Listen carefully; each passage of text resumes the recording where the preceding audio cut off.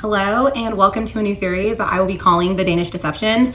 And throughout the series, I'm going to be going through the details and events that happened throughout my 3-year relationship with a man from Denmark who I truly believed was going to be the love of my life and the father of my children. And I now believe him to be the most despicable, two-faced, narcissistic, evil person I have ever encountered in my entire life. And I know a lot of you are probably thinking that's a very heavy statement to make. Believe me, I mean every single word. I know a lot of you are probably wondering, why are you sharing your life's most intimate and traumatic experience with a sea of strangers? Well, there's a multitude of reasons, but there's 3 big ones. And I'm going to share with you the first 2 reasons. And the third one, I'm going to wait and share with you at the end of the series because I don't want to give anything away. But the first reason is that this is my way of telling the world that love is a powerful, powerful drug. And if you're someone that's knowingly or unknowingly in an unhealthy or toxic relationship, I want you to know that love is a powerful drug. And it clouds our judgment and it makes us think in ways we wouldn't think otherwise. And if you're someone that's also trusted the wrong person, you're not alone and you need to give yourself grace and compassion because it happens every day. The second reason is that this is my way of protecting others, and whether it be someone that might encounter my ex, or let's be real, there's some horrible people in this world. I want to protect other people from going through what I went through. And if there's one person that can watch these videos and see some signs in their relationship that they didn't see before, and they can remove themselves before too much damage is caused, then it's 100% worth it for me to do what I'm doing. What you guys are about to hear is going to be one of the most beautiful love stories you've ever heard in your entire life. And for that reason, I need to make sure you guys all prepare yourselves because it's going to take a very drastic turn. And this is going to be one of the most insane roller coaster of emotions that you guys have been on. And if you were a fan of the Who the Fuck Did I Marry series, unfortunately, the story you're about to hear is significantly worse, and it pains me to say that. This next part, I'm actually going to channel my inner Risa Tisa because I loved the way she did her introduction and disclaimer video.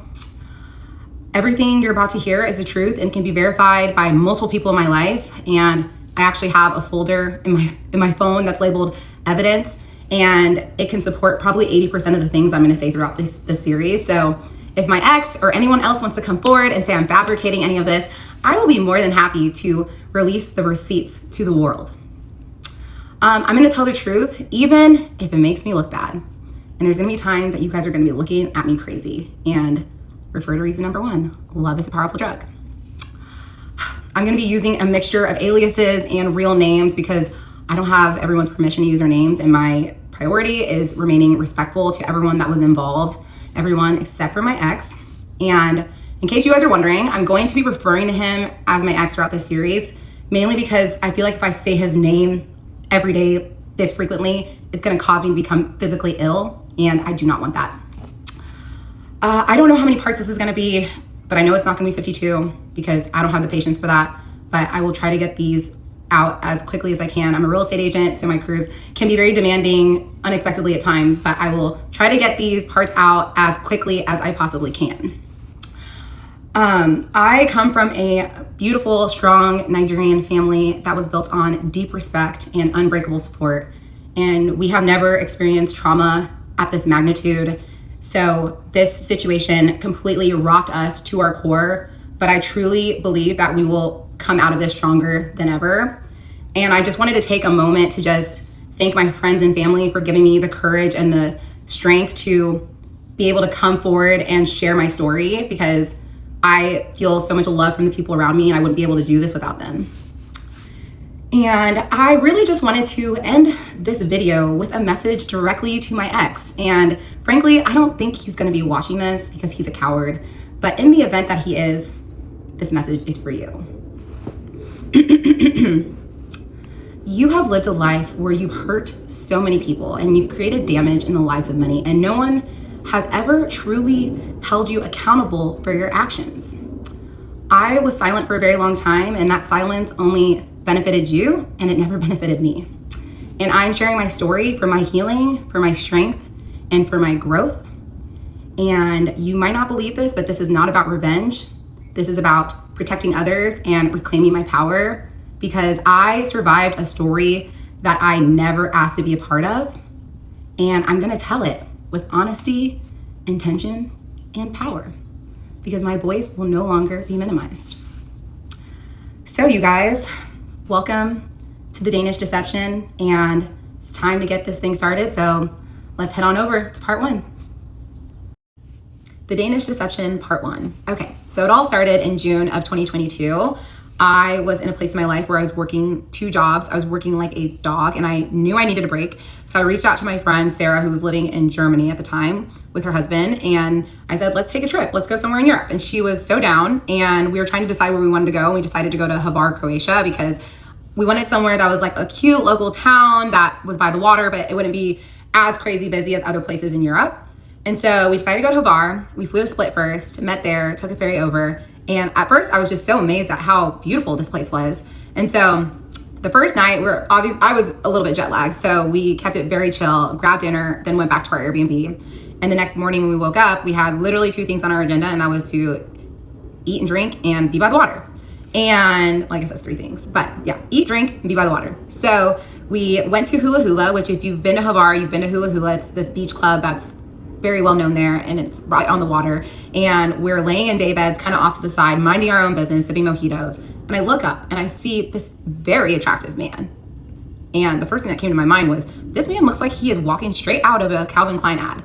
And I'm telling you guys, 6'3", blonde hair, blue eyes, chiseled skin, so tan, muscles everywhere. I was definitely taken aback, and I feel like it takes a lot for me to really double take a man just based on his looks like that.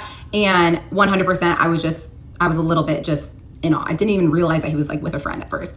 And so I'm still minding my own business, keeping it chill. And he looks over at me and he says, how are the drinks? And I said, the drinks are wonderful. We're just sipping mojitos. He said, should I get us all around? And I said, absolutely. Number 1, he's cute. Number 2, who wouldn't want a free mojito? So I said yes. We got a round of drinks, and we're sipping our drinks, and we just start small talking. And I asked them where they're from, and they say that they're both from Denmark. My ex was living in Copenhagen, and then his friend was living in a smaller town called Aalborg, which is north of Copenhagen, and that was actually my ex's hometown, that his friend was still living there. And so we were just small talking the whole time. We didn't really talk about a whole lot of things. It was just like, where are you from? And just basic things. But they were asking us, what's your plan for the rest of the trip? And we told them, we're doing a full day boat excursion tomorrow, and then we're going to dinner tonight at this place called Dalmatino. And he said, oh, how's the dinner spot? And I was like, I don't know, but I got recommended by a friend to go there. And he was like, okay, well, maybe we'll meet up with you guys again later. And I said, sure. So we're getting a little bit tired, so we decided that it's time for us to leave. And so as we're leaving, I decide to make a bold move and just ask him for his Instagram. And obviously I'm trying to be a little sly, so I asked him and his friend for their Instagrams, and we exchange Instagrams. We get into our taxi to go back to our Airbnb, and we're literally en route to our Airbnb, and I get a DM from him, and he basically said, it was so nice meeting you, have fun at Dalmatino, maybe we'll see you guys later. Didn't read anything into it. I just was like, it was fun to just have a conversation with a cute guy. And so we go back to our Airbnb, we get dressed, we get ready for dinner, and we're like on our way to dinner, and he is like messaging me about the restaurant and asking us details about it. I didn't like think anything of it. But we sit down, we're having dinner, we have a spectacular dinner, and we're finishing off the evening with our desserts, AKA espresso martinis. And I'm sipping my drink, and I look up and I see him and his friend at the restaurant. And they walk up over to us, and I'm like, oh, hey. He's like, yeah, like they're a little booked up, but they said they can like see us in like 20 minutes. I was like, oh, cool. Well, we're about to be done, but we'll go grab a drink. Maybe we can like meet up later. And he said, okay, sounds good. So it's kind of awkward timing because we were finishing up dinner while they like hadn't even been sat yet.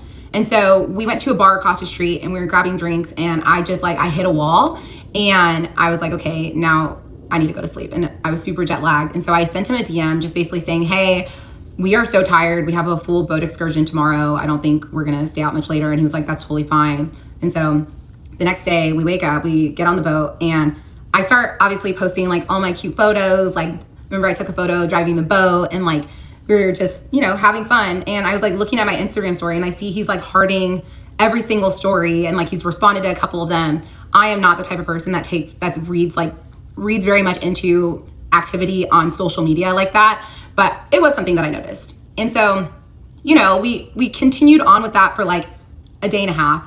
And then he reaches out to me and he says, hey, like, what are you guys doing? And at this time, it is our last night in Hvar. And he said, what are you guys doing tonight? And I said, we don't really have plans because we didn't. And he said, well, do you guys want to come to dinner with us?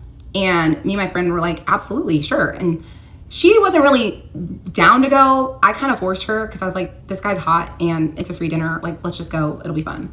And so she's a good friend. So she came with me and we get to the restaurant and him and his friend are sitting across from each other. So obviously I took the seat next to him. I was sitting across from my friend and we're sitting there. We're having a wonderful dinner and drinking tons of wine. And I come up with this idea to play this game where I'm asking his best friend to describe what my ex's type was, and because we were obviously like vibing with each other, and I was just curious.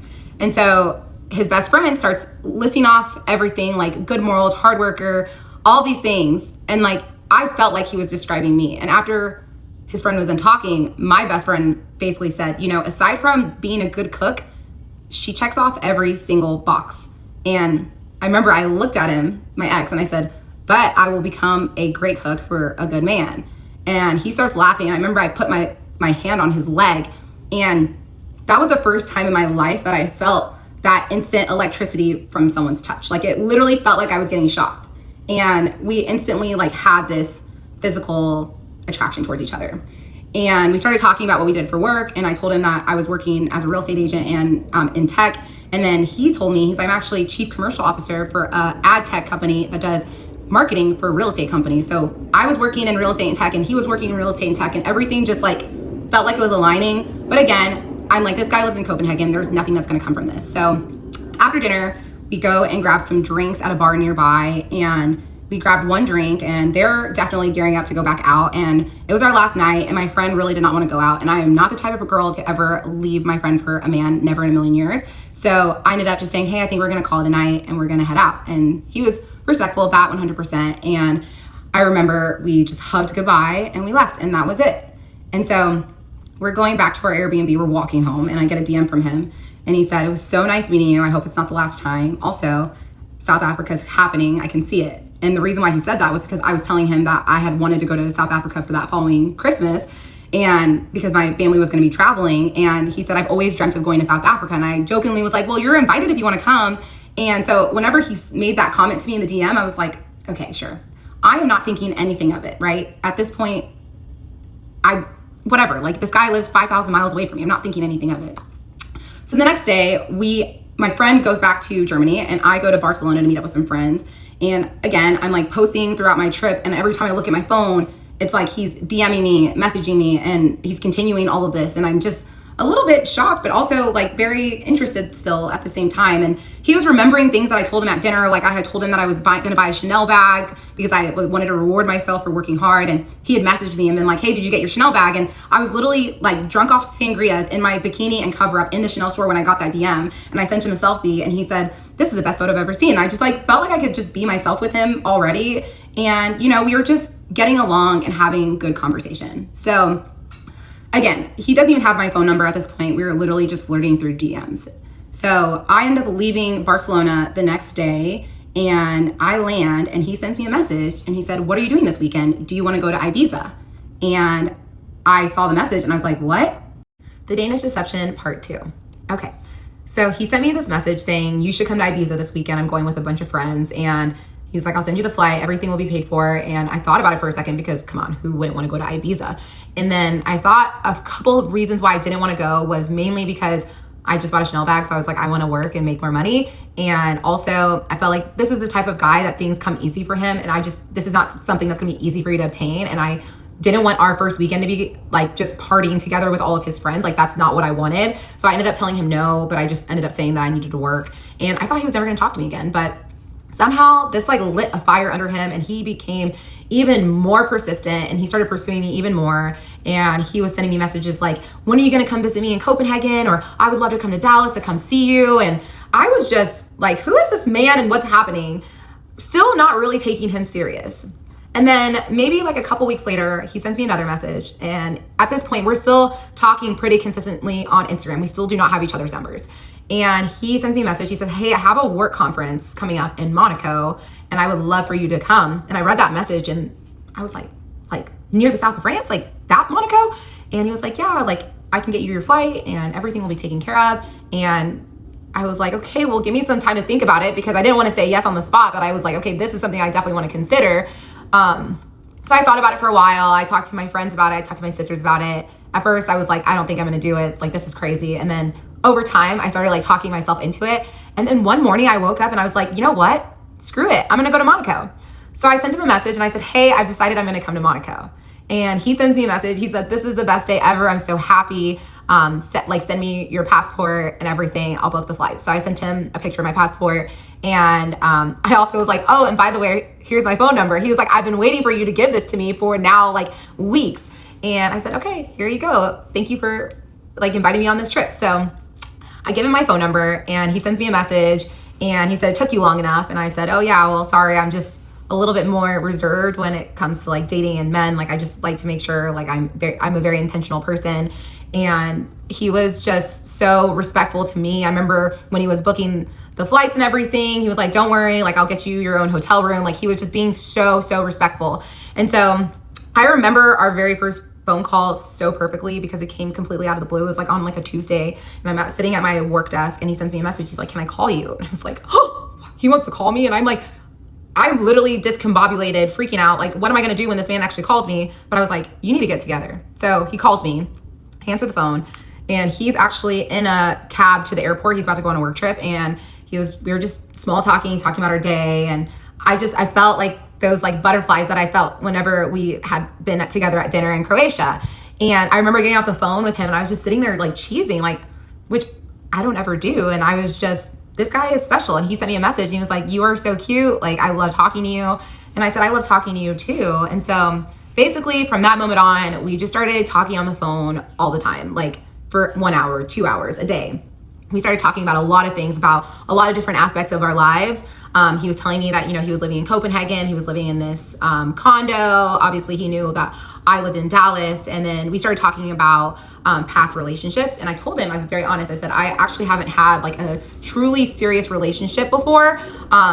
I have always been a very independent person, but I do want to meet someone. I do want to like get married and have kids, but I don't feel like that pressure to like force it. Like, I have such a great example with my parents and I really want to have like an amazing love in this lifetime. And so I'm going to take my time to find that. And I asked him like, what's your history with your dating? And he was like, yeah, well, I actually was in a relationship with a girl and we were together for about 4 years. And I actually broke up with her about 4 months before I met you. And I said, oh my gosh, like the 4 years is a long time. He said, yeah, like it needed to happen for a while. And really what happened was that she told him that she was ready to have kids and he wasn't ready to have kids. And I guess that forced him to realize that she wasn't the one, and they were living together. So it was like a really hard situation to get out of, but he finally was able to do so.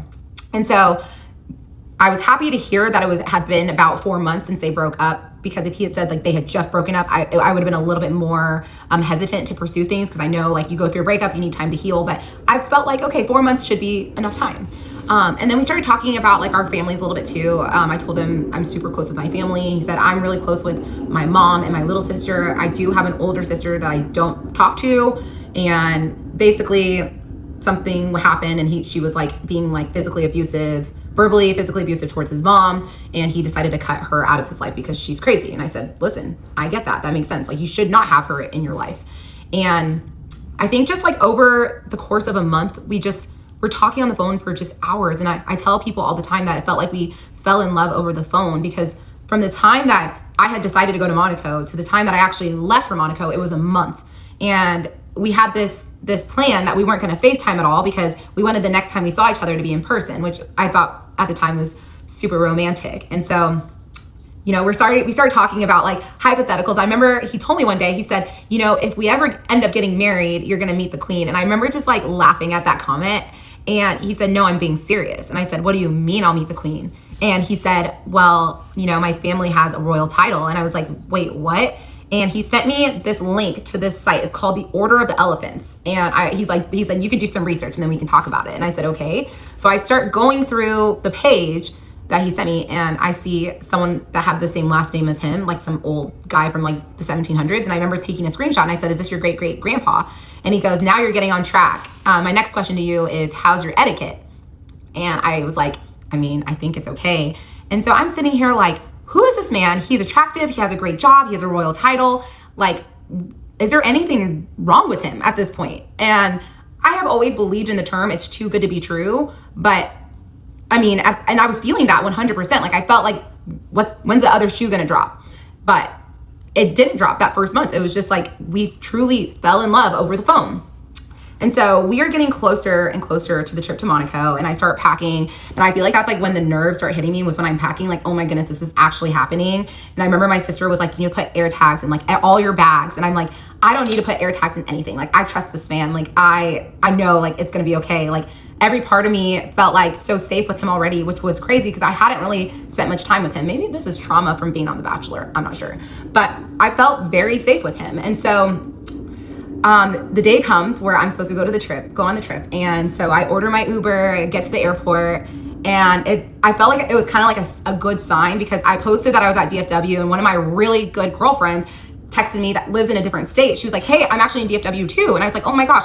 So she comes, meets me at my terminal. She's like, where are you going? I go, I'm actually going to Monaco to meet this guy that I met in Croatia. And she was like, this is insane. And so I just felt like seeing that friend was like a good sign. I don't know why. And I ended up just boarding the flight. I remember boarding that first flight. I had a layover in Madrid, but boarding that first flight, I was sitting there and I was like, this shit is really happening. And all the nerves are just taking over, but I'm like, take a chill pill. It's gonna be okay. You're gonna get there. It's gonna be fine. And at that point, I was like, okay, the worst thing that happens is like, he's a crazy person and I have enough money where I can like just book my own hotel and I'll just have a good time by myself. Like, it'll be fine. So I like had that backup plan.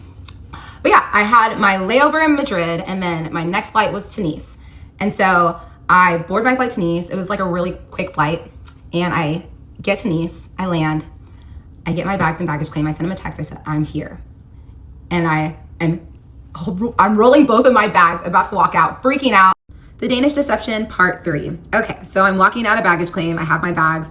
And at this point, worst case scenarios are playing in my head. I'm like, what if this whole thing is just gonna be so awkward and we're not gonna have that connection like I think we have? But I also told myself, you're gonna have to figure it out and let's just do this. So I walk out of baggage claim and I'm scanning the scene and I see him. And everything in me feels peace and joy. And I just make a beeline to him. Like, it's one of those, like, I'm walking, but like low-key I'm running. And I finally get to him. He hugs me, but like he picks me off the ground and he's hugging me and I'm hugging him back. And then he puts me down. He looks at me, he goes, hi, Bambi. And that was a nickname he used to call me. And I was like, hi. And we just proceed to make out in the Nice airport for 2 straight minutes. And I am not the type of person to ever do that, but I just felt so much attraction towards him and I just did not care. And I remember that we were in the taxi going to the hotel and we had to put ourselves at like an arm's length because we were just like going at it, like kissing. And I was like, this taxi driver is going to start feeling super uncomfortable. So we're like, we need to stop. And so we get to the hotel, we check in, we get to the hotel room, and let's just say we had a wonderful time multiple times. Mom and Dad, I am so sorry for that part. We ended up going to dinner afterwards, and I just remember sitting here and I was like, I feel like this is my dream come true being here with you. And he said, I feel like this is my dream come true. Like, I'm so grateful to be here. Like, you're like my dream girl, and you were even better than I remembered if that was even possible. And it just felt like everything was aligning perfectly. And so the next day we had a car rental. So we went to Monaco, and that's where his work event was. And I remember he told me, he's like, I don't know if I'm gonna be able to bring you to all of the events. And I told him, you know what? I'm gonna be in Monaco. So if you can't take me to things, that's fine. I'll just go explore the city. And I remember we get there and he had like a kickoff event, like first things first when we arrived. And so I wasn't invited. I also didn't really want to go. So he went to that and I was just like exploring Monaco. And he sends me a message. He said, hey, you're going to be able to come to the event tonight. Do you have something to wear? And I remember being like, I didn't bring anything like for like a professional cocktail party. And he was like, oh, well, we're in Monaco. So you wear whatever. And I said, okay. So I remember I put on this green romper and we went to this hotel. And I remember being super nervous because I'm used to like networking, but not with like Norwegians and like a bunch of people that aren't like fluent in English, which actually people in Norway, they all are fluent in English. I was very impressed. But I just started talking to different agents because these were all real estate agents, and I'm a realtor. So I felt like I could connect with them so well.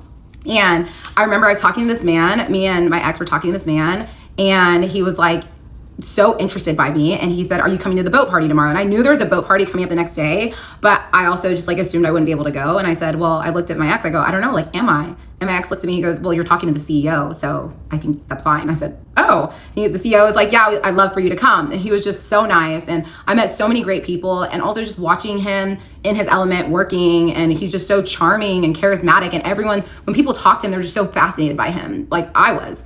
And so we had a great night, and then the next day was a boat party. And I remember I was just hanging out on the boat, again, just watching him go talk to all these big customers. And I didn't understand a word he was saying, but I just felt like he just looked like he was super smart.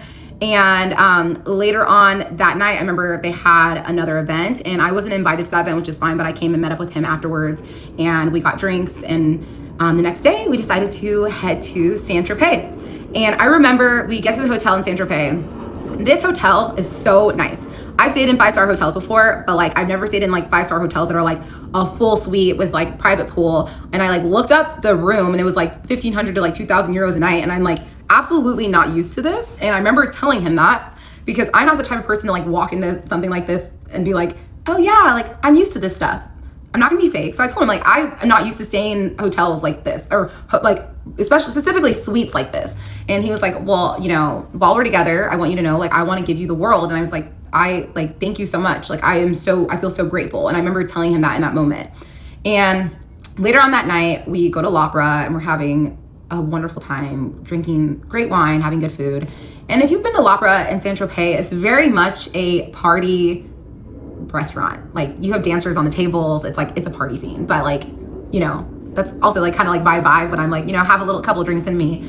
And we're sitting at dinner, and he's talking to me about his mom, and talking about how he's so protective over her, and how much he loves her, and how he like would do anything for her. And I remember just like looking at him and just being like, this is like everything I want in a man.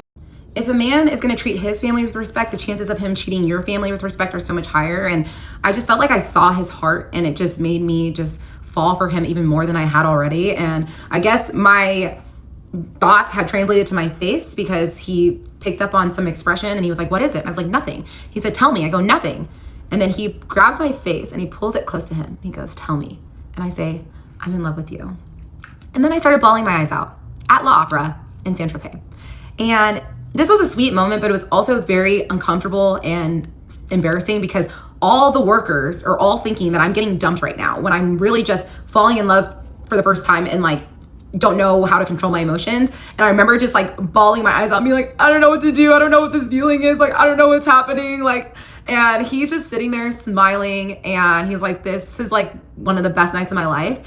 And he looked at me, he goes, I want to say it back to you, but I also want to have my own special moment, so I'm not going to do it right now. And I said, thank you, God, because I would not want you to tell me right now. And honestly, never in a million years did I think that I would say I love you first to him, but he pulled it out of me, and I felt it. So I said, you know what? I'm going to say it. And I did. And it felt so good.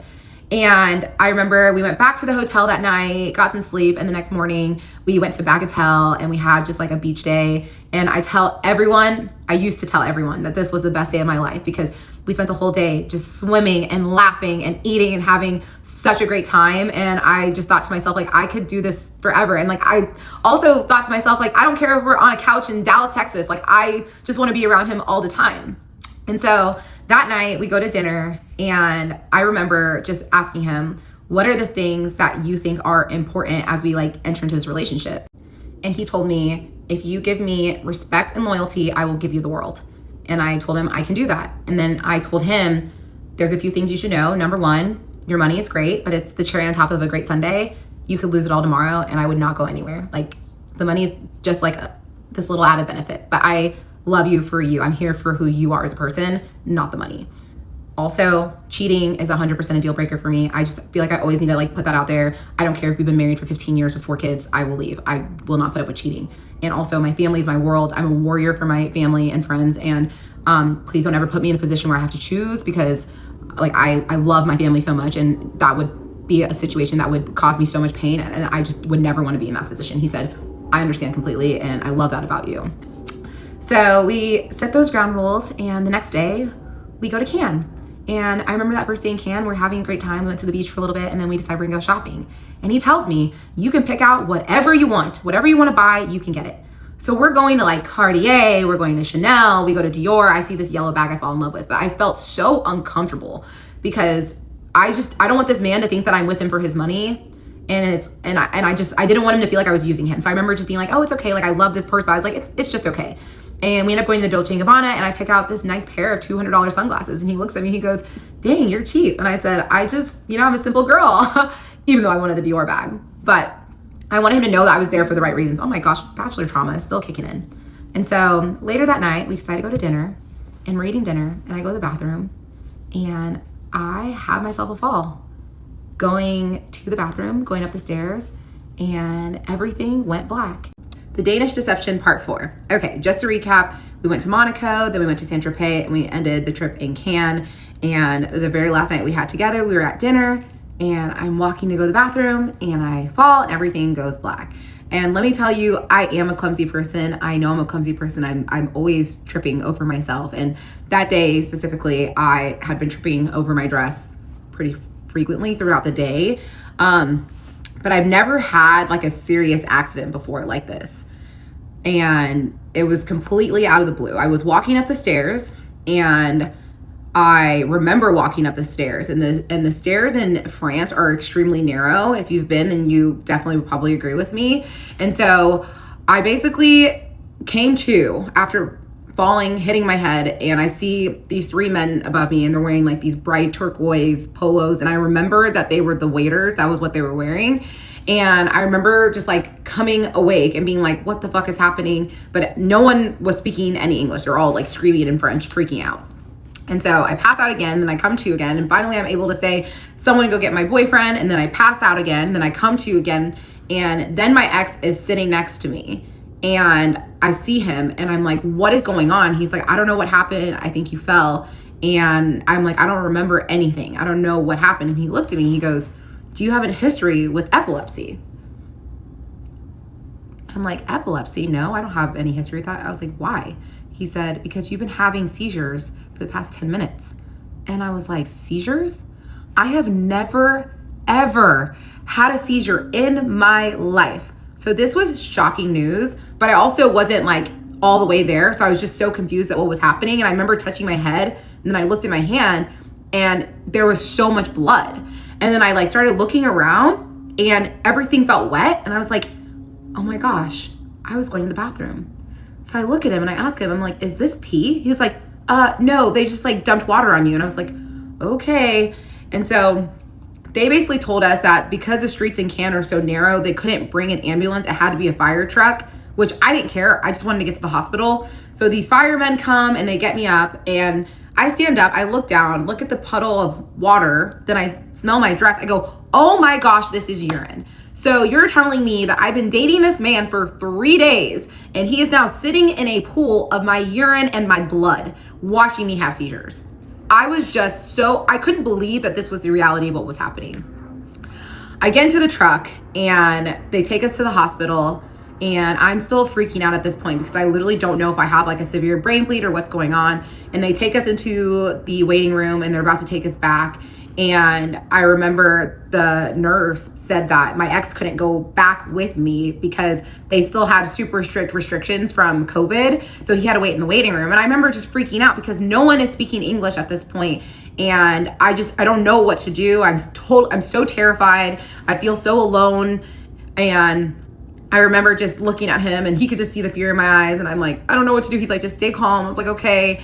And he ends up leaning into me before they tell him that it's time to go. And he tells me, before you go, I just wanted to tell you that I love you. And I just remember being like, really? Here of all places? He was like, yeah, I wanted to tell you. And I said, I was so grateful to hear it from him, but also I was like, are you only telling me this because you think I'm about to die? And so a lot of things were going through my head, and I ended up going back, getting a CT scan. They ended up saying, hey, everything's good. You just have a severe concussion, hence why I had seizures. And they're like, you're gonna have to get 4 stitches in your eyebrow. You guys can kind of see the scar. I'm wearing makeup, so you can't really tell. So after I get my stitches, I go back out to the waiting room, and I see my ex, and I automatically just feel this sense of protection and safety because he made me feel so calm, and I was just so grateful to him. And if you watched the Who the Fuck Did I Marry series, I truly believe that this whole experience was the equivalent to Risa Tisa's tire blowout before she met her ex-husband. And God was telling me to run far away from this man. My bad on misinterpreting this message. And I just thought that this was God's way of telling me that this man's gonna keep me safe. And clearly that wasn't the case. But we leave the hospital and we go back to the hotel.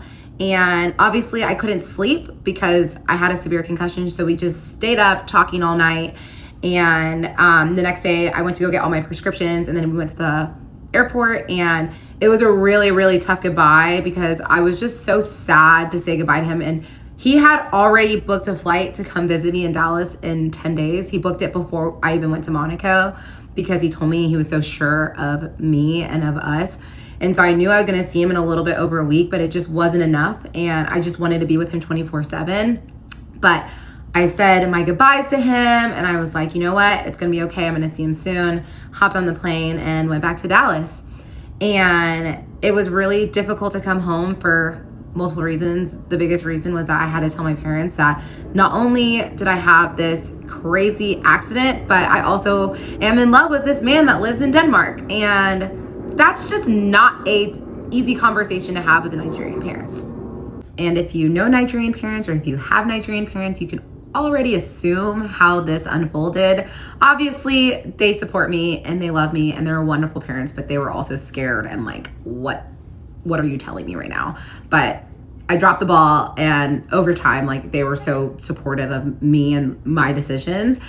I will say the bigger challenge was healing from the head injury because I was just doing crazy ass shit. Like, I remember I got into the shower with my socks on, and then I ran out the door with my bonnet on, chasing Smokey through the streets because I thought he ran away, even though he was inside the house. And to this day, I still think I have lingering effects because I'll add all these filler words, and like what I want to say in my head, I think it, but I can't figure out the words sometimes. And it's very frustrating at times, and you will notice it throughout this series. And it's not something I used to do, but overall, I'm fine. My brain's fine. So obviously we're talking on the phone every single day because, you know, we're in a relationship, and he calls me and he says, hey, I'm considering offering on this apartment complex in Copenhagen. And we had talked about his real estate investments back in the south of France. He had told me that he owned 3 apartments in Copenhagen, 2 of which were rented out, one of which he was occupying as his personal residence. And this apartment complex he was interested in had 34 units, and then there was a top floor that was unfinished, and it could be converted to 10 penthouses. And he said it's fully rented out. It would be such a great investment. The cash flow is great. The only thing is that it's going to take up a lot of my cash liquidity, and also like stocks and crypto and everything. And obviously I'm going to be traveling to the States, and I want to be mindful of like finances. That's why I like want to bring it up to you. So what do you think? And I said, well, at this point, we had been dating for like a couple weeks. So I didn't feel like I was in a place where I could insert my opinion. So I told him, like, whatever you think, I'll support you. And I also didn't know jack shit about real estate investments in Copenhagen. And also, I had just gone to the south of France with him. That whole entire trip, I had spent 15 euros the entire trip. I tried to pay for stuff. He would not take a dime from me. So at this point, I like almost am like searching for a way to prove to him that I'm not with him for his money. So I told him, I go, if I need to, you know, take on some more of like the financial responsibilities in this relationship, I'm more than happy to do so because this is a partnership and you're there for me when I need you, and I'm going to be there for you when you need me. And he said, you know, I appreciate you saying that, but I don't think it's going to come to that. But thank you for saying that. I said, of course.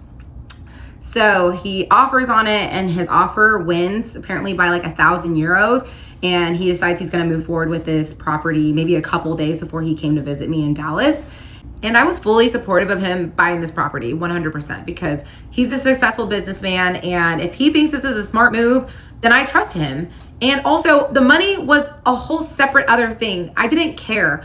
All I cared about was being with him. So he's coming to Dallas, and I'm getting excited, not just because he's coming to see me, but this is a trip where he's going to start to meet my people, and it's getting real. And so I remember he was flying into Dallas. It's the middle of September, and I made this sign. It said, "Welcome to Dallas, my Danish man." And I'm waiting outside baggage claim, waiting for him to get through customs. And I'm holding this sign super high, waiting for him to come through. Danish Deception, part 5. Okay, so he comes out of the baggage claim past customs, and I see him, and immediately I'm hit with a realization that I've got it so bad. And if you've never been in love before, falling in love for the first time is like getting swallowed by a current, and you don't even know it's there, and you're good one moment, and then before you realize it, you're in deep, and there's nothing you can do to control it. And that's how I felt. And I knew this man has a power to destroy me, and that was exhilarating but also terrifying at the same time. And I was just really excited to integrate him with my people, and most importantly, I was excited for him to meet Smokey who is just my world. And watching the way he was with Smokey, they instantly became best friends, and Smokey grew really attached to him. And I mean, I knew I had fallen in love with him, but I realized I hadn't even scratched the surface when I saw him with Smokey.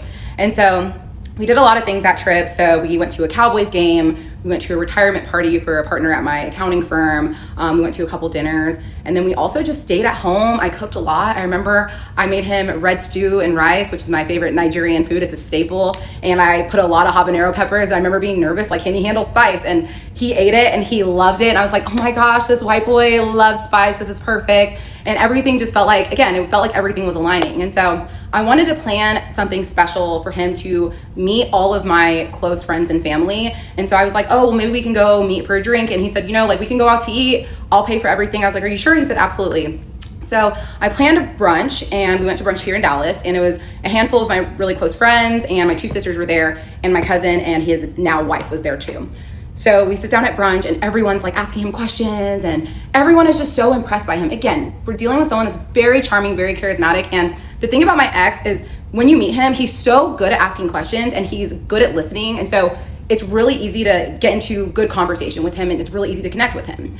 And so we had a great brunch. I remember I was like in the bathroom and my friends followed me and they're like, oh my gosh, he's amazing. Like, we're so happy for you. And I just, I was so grateful to call him mine. And so after brunch, we go grab a drink at a place nearby the restaurant. And at that point, we're all just kind of like chit-chatting, and my cousin and my ex are having a conversation. And this cousin is like a second brother to me. We're very, very close. And I desperately wanted to get the stamp of approval from him. And so obviously they're shooting their shit, and I'm eavesdropping on the conversation 100%. And because I can. And I'm like overhearing them just like, talking about random stuff. And then I hear my cousin ask him, you just have the build of an athlete. Did you play sports? And my ex goes, yeah, I actually played handball. And my cousin goes, isn't that an Olympic sport? And my ex goes, yeah, I actually went to the Olympics twice. And I immediately inserted myself into the conversation. I go, you went to the Olympics? What? And he goes, you know what? I was like the backup of the backup. I didn't even play. I don't like to brag about it because I don't think it's that big of a deal. I was like, well, did you get medals? He was like, yeah, I got a bronze and I got a gold. I was like, well, that's amazing. Like, I'm so impressed. And so now I'm thinking, this man is so humble. So let's add humble to the list of all the reasons why he's such an amazing man. So obviously we had a wonderful trip. He came to Dallas again. I did not spend any money while he was here. I obviously paid money for groceries when he wasn't around, but other than that, he wanted to pay for everything. He didn't even want me to pay for ice cream, small things. He was like, I want to treat you. And I was like, okay, that's fine. So I remember he was leaving to go back to Denmark, and I was so depressed. And if anyone has been in a long distance relationship, you know how difficult it is to say goodbye. And so I was so depressed, and I'm saying goodbye to him at the airport. I'm bawling my eyes out. We finally say goodbye. He goes through security, I go home, and I just am crying for hours. I'm so depressed. And I remember I was supposed to go to a birthday party that night, and I texted my friend. I was like, I literally cannot stop crying, so I can't go to this birthday. And I hate canceling things. And so that's how bad it was. I was actually depressed for literally days. And after he got through security, he was like, I can't even walk to the terminal. I'm so depressed. I just want to walk back out and just come back to you. And I was like, I want that too. And he said, we need to start having the hard conversations on what we want for the future. And I said, absolutely. And so he was like, we need to decide whether or not we're going to live in Denmark or live in Dallas. And I still can't believe this came out of my mouth, but I told him, I said, listen, I know you already have a very much established career. And so if you want me to move to Denmark, I'm more than happy to have that conversation with you and discuss it. And he said, looking at you with your friends and your family this past week has made me realize that I don't want to take that away from you. And you're really close with your parents. They're driving distance away. And I live in Copenhagen. My family lives in my hometown in Aalborg, which is hours away. I don't have family in Copenhagen. And I want us to be around family, especially if we're talking about having kids one day. I want that support, and I want you to be around the people that you love. And so I was so happy because realistically, I did not want to move to Denmark. And so I was so happy that this man is willing to give up everything to be with me. So I was so excited about that. So he was gone for about 3 weeks to a month at this point, and he hadn't booked his flight back to Dallas yet. And then he booked it on a Thursday. I remember it. So now we're in the middle of October of 2022. He books his flight and he said, okay, I'm coming next week, Wednesday. And I said, okay, perfect. And I'm getting all excited again. And so I called him Friday morning, and keep in mind that there's a time difference. So it's about 7 hours. So whenever I wake up at 5 or 6, he's basically halfway through his day. And so I called him that Friday and I said, hey, how's your day been? He's like, it's been such a stressful, intense day. I go, what happened? He's like, I found out that the apartment complex that I bought is dealing with some major foundation issues, like it could affect safety of the tenants, and I'm really stressing out and I need to get it fixed. And I was like, oh, okay, like, did you schedule the repair? He's like, not yet. It's gonna cost like a hefty chunk of change. I was like, how much is it gonna cost? He's like, $50,000. I was like, $50,000, what? Like, that's obviously a lot of money. I'm sure it's a lot of money to a lot of you. It's a lot of money to me.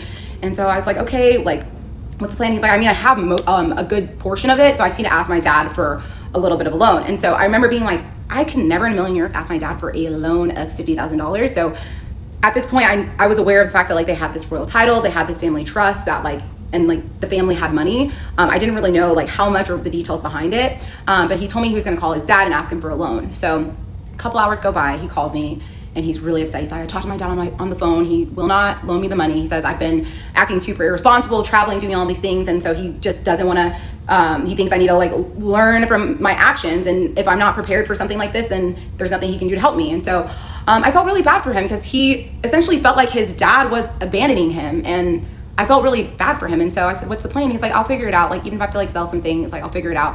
And I was like, okay, well, keep me updated, like whatever you need. And so a couple days go by and he's communicating that he's still stressed out about coming up with this money. And so I said, you know what? Like, I can loan you the money. And so at this point, I had paid off my student loans, paid off my car, bought a house. Like, had a decent savings. I was in a really, really good financial position. And so I wanted to help him, especially because like this man has like treated me so well and done so much for me. And I truly felt like we were in a partnership, especially like when you're talking about the future with someone. And so I told him, like, let me loan it to you. He goes, I would never in a million years borrow money for you. And I was like, it's okay. Like, I don't mind helping. He's like, that's like not even a discussion I want to have. And I said, okay, that's fine. So a couple of days go by and he's still stressing out about coming up with this money. I asked him, like, how much do you need? He's like, it's 10,000 I need. And I was like, again, like, let me loan it to you. He said, no, I'm not taking money from you.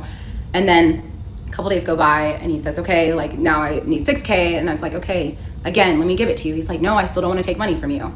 And then basically, like, 2 days before he's supposed to come to Dallas, he tells me, he says, just letting you know, I'm not be able to come to Dallas because I need to figure out this issue. And at this point I start freaking out because I'm like, no, like, I 100% like want you to come still. Just let me loan you the money so that you'll be fine and we can, you know, be happy and be together. And so after some thinking, he was like, okay, fine, I will borrow the money from you, but you have to promise me that this will be the only time and that you're 100% comfortable with giving me this money. And I said, absolutely, I'm 100% comfortable. The Danish Deception, part 6. Okay, so I decided to loan him this money and he's agreed to it. So I download this app, it's called Revolut, and it's kind of like Venmo where you can send money internationally instantly.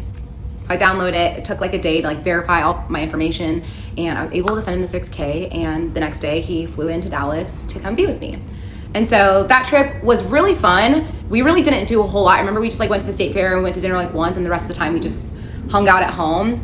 And I remember it was hard for him because he was dealing with some really bad back pains.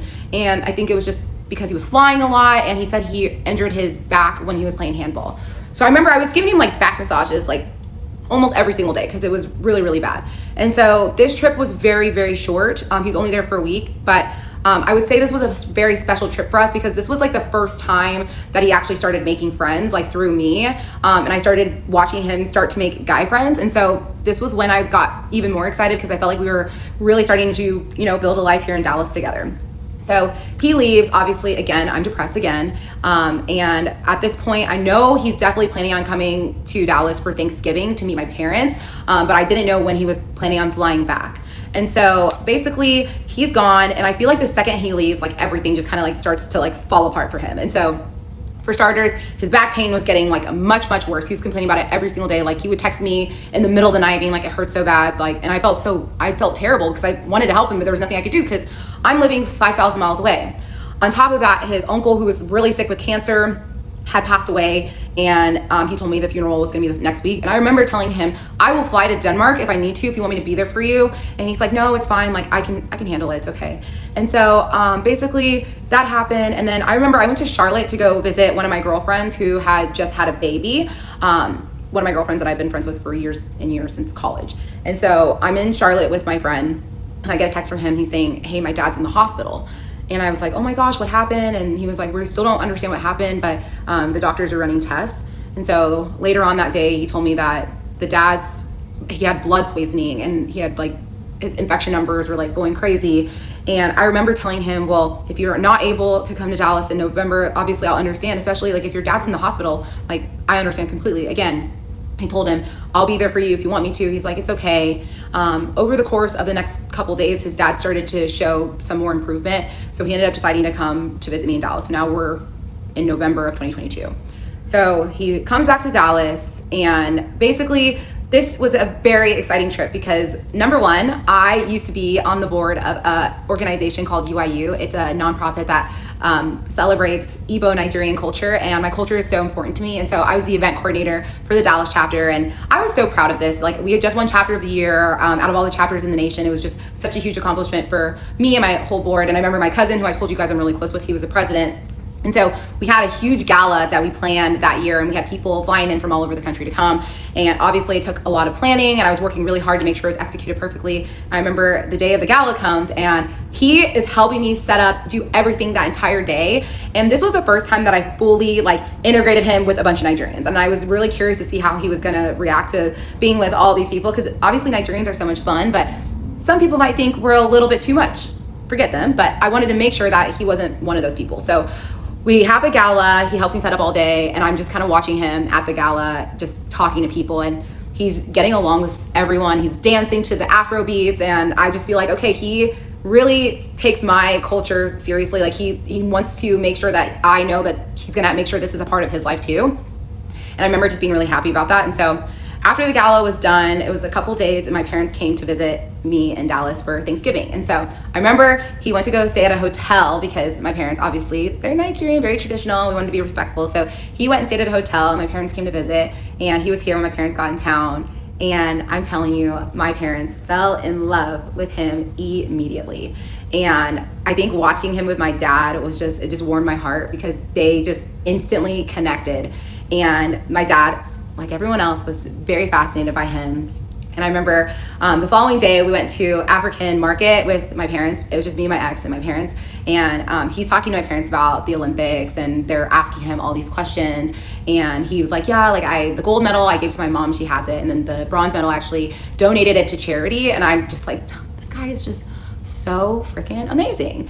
And so we had an amazing Thanksgiving. It was his first Thanksgiving in the state. And my grandmother had recently just passed away. And this is my dad's mom. It was really, really sad. And he was talking to us about the plans for the burial. And so he said, we're gonna do the burial in May. It's gonna be in the village in Nigeria. And he looks at my dad and he says, I'll be there. And I remember looking at him like, I don't think you really understand what you're agreeing to. And he said, I don't care. I'm gonna be there. I'm like, we're talking about the village in Nigeria. We're not just talking about like a big city where you can get a little bit of culture shock, where you like, you know, or go back to your hotel. And no, we're talking about being in the village. And he said, I don't care, I'm gonna be there. And so that was when I realized like this man really takes my culture seriously. He wants to be there for me. He wants to be there for my family. And that meant so much to me. And so at the end of the trip, I told him, I said, this week has showed me that I know that I wanna spend my life with you. And I'm just, thank you for being the man that you are. And he said, I want to spend my life with you, and I'm going to let you know, like, I already know that I want to marry you someday. Like, and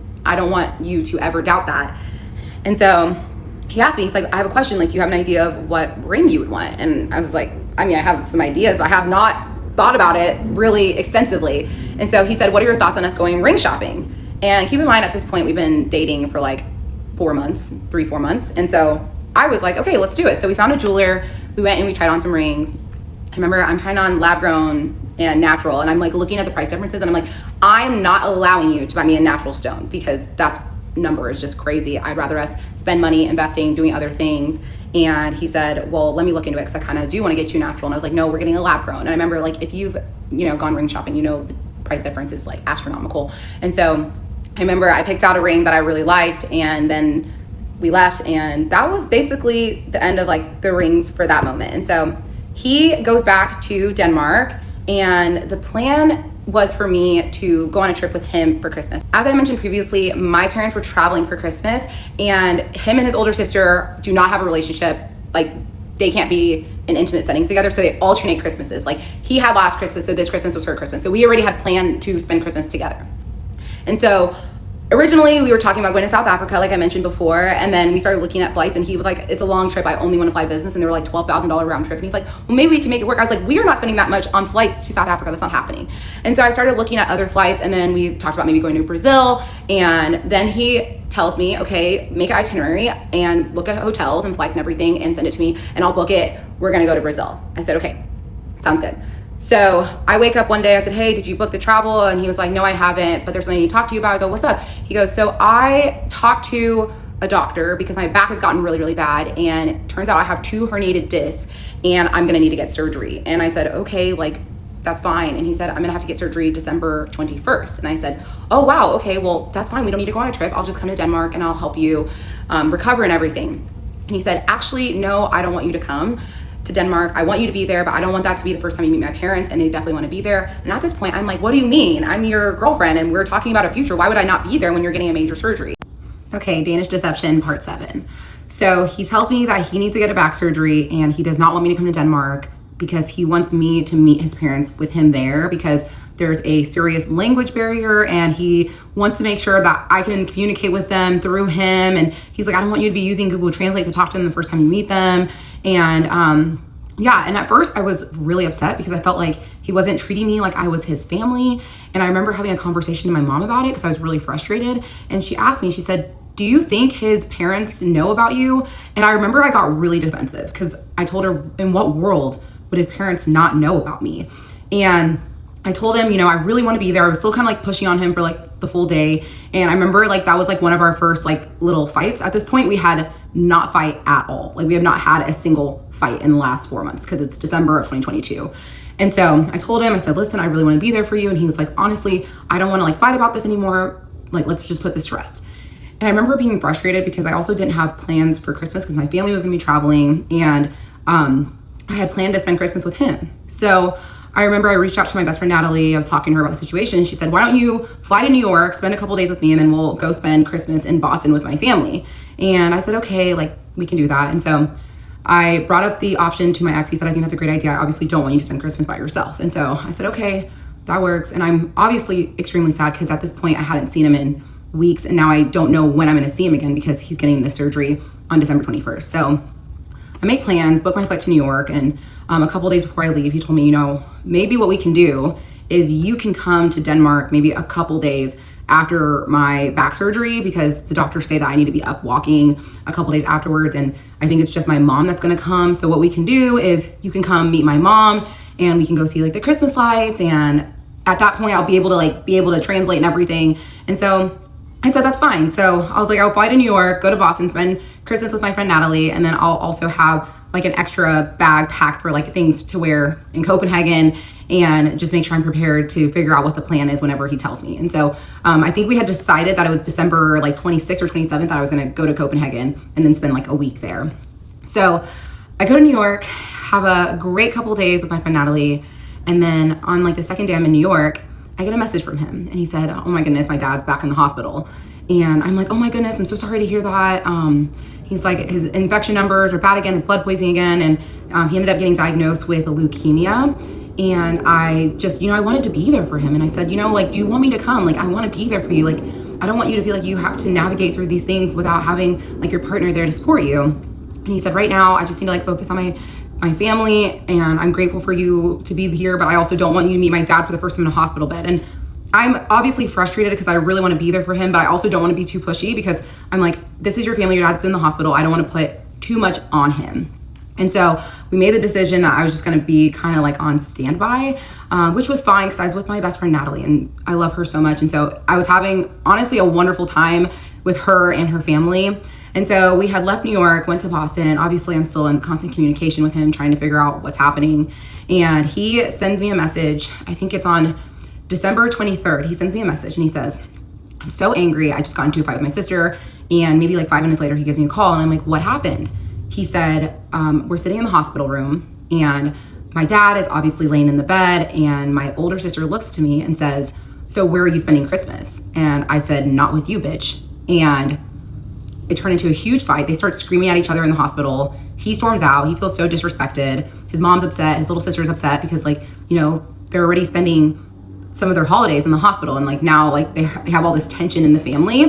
And so I remember just being like so confused as to like why his sister is like this awful person. Like, why is she treating you like this, especially at a time when your dad is not doing okay? And so he calls me, he's like, I'm just so upset, like I want to get away. And I said, well, let me know what you need from me, like I'm literally a plane ride away. And he said, well, I obviously, like now that I'm like don't want to be around my family, I would love to see you. And I said, okay, well, I can book a flight to Copenhagen and come stay with you. And he said, I don't know, I just kind of feel like I just need to get out of Denmark. And at that point, he was obviously in his hometown in Aalborg, which is 4 hours north of Copenhagen. And so he took a train back to Copenhagen. He's spending Christmas completely by himself, so sad. And we're still trying to iron out what the plans are. And he, again, tells me, I want to leave Denmark. And I was like, are you sure? Because at this point, like I knew that I wouldn't say we were having like financial issues, but I knew like obviously there was like a little bit of tension with like all of his expenses that were adding up. And so I was like, it might be easier for me to just fly there and I can just stay with you. And he's like, I just really want to get away. And I said, okay, where do you want to go? He said, have you been to Paris before? And I said, no, I actually have not been to Paris. And he's like, well, let's do Paris. And I said, okay, I'm absolutely down to do Paris. And so I look at flights. I book a flight from Boston to Paris, for layover in Iceland, and I leave on the 26th, and I get to Paris on the 27th, and I see him. He meets me at the airport. We arranged our flights to make sure we landed around the same time. And something I need to add is before I had gone to Paris, he had told me that he had made a transfer from his business account to his personal account. And obviously in the States, when you make a transfer like that, it's just like a click of a button. Like I have a business account, it's a click of a button. But he told me that in Denmark, when you make a transfer from your business account to your personal account, it actually has to go through the IRS. They take out the taxes and then they deposit the money into your personal account. And I'm over here thinking like that's so crazy. But I also know like Denmark is a foreign country that I don't know anything about. I didn't question it for a second. And so he said, I'm just gonna ask my mom to give me a quick little loan so I can obviously cover everything with Paris and whatnot. And I said, okay, just let me know what she says. And then he basically came back to me and said, she said that she will only give me the money if I spend a couple more days with the family. I said, well, you should do that. Like, I don't want you to feel like I'm trying to take you away from your family by any means. And he said, I don't even want to be around them right now. It's just like not good for my mental health. And then I said, okay, well, what do you need from me? I said, I can cover like the flights and the hotels. It's not that big of a deal. And at that point we had been on 2 trips together, or no, we'd only been on 1 trip together to the south of France. And then Paris was gonna be our 2nd trip. The rest of the times he had now visited me in Dallas 3 times. And so I told him, I said, I can pay for the flights and the hotels. It's not that big of a deal. He said, are you sure? I said, yeah, of course. He's like, I just don't know what I would do without you. Like, I just feel like I keep hitting these roadblocks and you are there to pick up the pieces every single time. And I'm so grateful for that. And I said, I'll always be there to support you. So now we can go back to landing in Paris. We meet at the airport and he told me, he's like, letting you know I'm not in the best mood. I've been just like really upset. And I said, I am here to make you happy. So we land in Paris, we see each other, we're so happy. And we had the most spectacular trip in Paris. Like we were just exploring. It was my first time there. And it was obviously, I paid for a lot of that trip and he paid for a little bit of the trip too. So we both kind of paid. And keep in mind, he still owes me $6,000 at this point. I am not concerned about the money. I don't know why I should have been concerned. I should have been noticing these red flags like, bro, like where's my money? But again, this is someone that I am planning on marrying, and money at this point, like money comes and goes, and I wasn't focused on that. I was just focused on us. So we finish our trip in Paris, say our goodbyes, and we start just, getting depressed as we always do when we say goodbye. And I board my flight to Dallas, and he asked me, what are your thoughts on us meeting with an immigration attorney just to get an idea of what the process entails? And I said, absolutely, I would love to do that. Obviously, I had Googled and looked into a few things, but nothing concrete. At the time, one of my best friends was working part-time for immigration attorney. So I reached out to her. I said, hey, can I get her contact information? And she said, yeah, of course. She gives me her contact information. And I call her, we set up a meeting, and obviously, still the time difference. He had a work trip in Norway that he was at. And at this point, also, little side note, we had started sharing our locations while we were in Paris. So I had his location at this point, and I could see that he was in Norway. And he also FaceTimed me from the hotel room. So he was in Norway, 100%. And we had a call with the lawyer, and we were discussing the process, and she tells us it's gonna take 18 months for you guys to get all of this process after the time you get married. And I was like, 18 months? She's like, everything is super backed up because of COVID. I always want to let my clients know this stuff so that they are fully prepared. And I just felt like that sounded like such a long time. But we finished a conversation with the lawyer, and I then call my ex, and we're talking, debriefing on everything. And there's two different types of ways to get a permanent residency in the United States. There's consular processing, and then there's another way where you basically apply for the visa and you're living in the States full time while you're processing the visa. So obviously, because he was still working a lot and traveling a lot for work, and because of his dad's health, we decided we would do consular processing, because why not? But then we start having the discussions on, okay, but the clock starts after we get married. And that's when he says, well, I would marry you tomorrow. And I was like, well, I would marry you tomorrow. And he was like, wait, really? And now the time has come for me to drop the first of many bombs on you guys. This man is actually not my ex-fiance. He is my ex-husband. The Danish Deception, part 8. I was not gonna leave you guys hanging, but I do have a wedding tonight, so this will be the final part of the evening. And just wanna let you guys know, I need you to bear with me. I do have a job, I do have a life. I'm trying to do this at my own pace, but I also wanted to say thank you all for being here. This is not easy to share with the world, but your support truly means so much to me. All right, so yeah, we were not just engaged, we were married, and we are now divorced. So once we made the decision to get married, I remember we had a phone call over the course of like 6 hours. In one day, we talked on the phone about all the things that we wanted to get out of life. We talked about kids, we talked about religion, we talked about everything. And at the end of that day, he told me, do you still want to get married? And I said, absolutely. I'm in love with you. I want to build a life with you. I want to have a family with you. So the decision was very, very simple. And so he already told me about a month prior that he had reached out to his realtor about putting out feelers about selling his home. Because at this point, now that we're getting married, he's like, I'm gonna just try to spend as much time in Dallas as possible. And I was absolutely okay with that. And so in the beginning of January, he had told me that his realtor got an offer off market for his place. And I was like, that's great. And he was like, I'm gonna probably take a loss. So I mean, I'm just trying to get as much as my down payment back. And I was like, how much are you gonna end up getting back? He said, probably around $500,000. I was like, well, that's, a good solid base for us to have. And I was more than okay with that. Keep in mind, he still does owe me money at this point. So they end up going under contract. The plan is for the house to sell by the end of January. And everything seemed like it was going smooth. And then one day he calls me and he tells me that he's had the worst day ever. And I'm like, oh, now what? He's frantic. He's like, there's a fire in the control room, the electrical control room at the apartment complex that he bought. And he's just like, I don't know what to do. He's like, there's no power. Like, no one has power. He's like, I just paid this guy $2,000 to bring generators to power up the whole entire apartment. I have an electrician coming. And he's like freaking out. And he basically used all of his money he had to put towards like the generators and paying the electrician for as much work as they could do. And I was like, okay, like what now? And he was like, I need help. At this point, he has now asked me for help. He said, can you send me $5,000? And I said, yeah, of course, I can help you. Again, love is a powerful drug. I hate myself. I hate this. I hate that I was so willing to help him, and it is what it is. But I sent him the $5,000.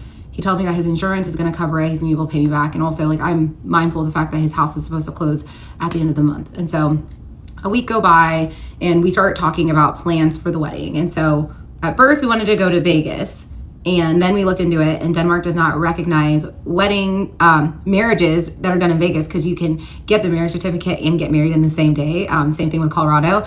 Shout out to Denmark. I love that rule. But we're like, it's fine. We should just save money. Let's just do it in Dallas. And then we can go do a little weekend trip to Broken Bow, Oklahoma, which is like this cute lake town. And that can be our honeymoon. And he was like, okay, that works fine. We can do that. At this point, he has his flight booked to come back to Dallas in the end of January. Now we're in 2023. And he tells me that one of his really close friends that owns a plumbing business, and my ex was actually godfather of this man's son. This is confirmed.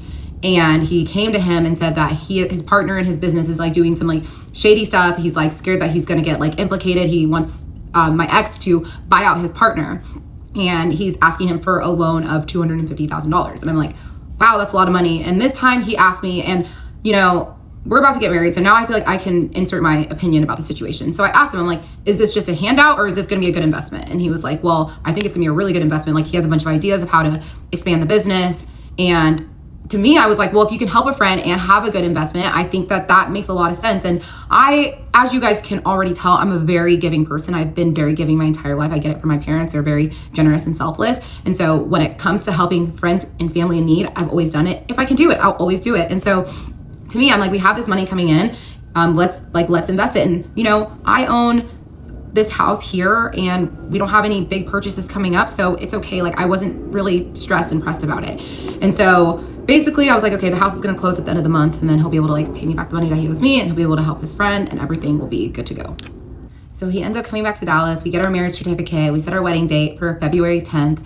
And I remember the night before our wedding, he got really, really bad food poisoning, which I feel like should have been another sign that this was 100% the wrong decision to make. But instead I was like, hey, in sickness and in health, like whatever happens, we're going to make it through it. And at this point, he doesn't really have any money. I remember he looked at me, he goes, I'm sick, I'm broke. You want to marry me still? I said, I don't care if you're sick and broke. I love you for you. And we're getting married and I'm so excited and ready for it. So the morning of our wedding, obviously he couldn't afford a ring at that point. And so I remember he got on one knee. I like woke up that morning and he's down on one knee next to the bed. And he was like, I know this isn't the proposal you dreamed of. And I promise you, I'm going to propose to you one day with a real ring and we're going to share this with the world. But I want to ask you, will you marry me? And I said, absolutely, I'll marry you. And so we went to the courthouse. I remember I was wearing a dress from Fashion Nova because I didn't care. I was just excited to marry my person. And we got married. And I mean, I truly thought this was one of the best days of my life. I was so happy. I was grinning so big. I still have the pictures and the videos from this day. And we went to Broken Bow afterwards.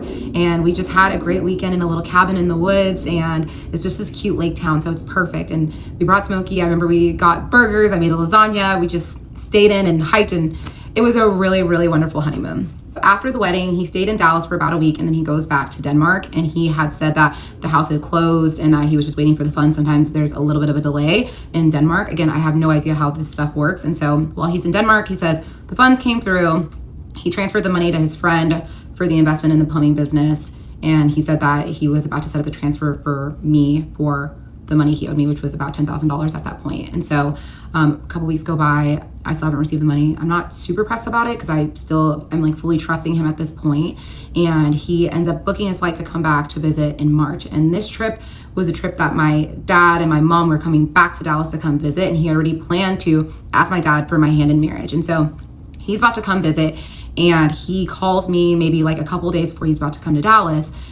And he said, I received the worst possible news today. The Danish Deception, part 9. Okay, so he calls me and he tells me that he's had the worst news that he possibly could have. The IRS has told him that he owes $318,000 in taxes.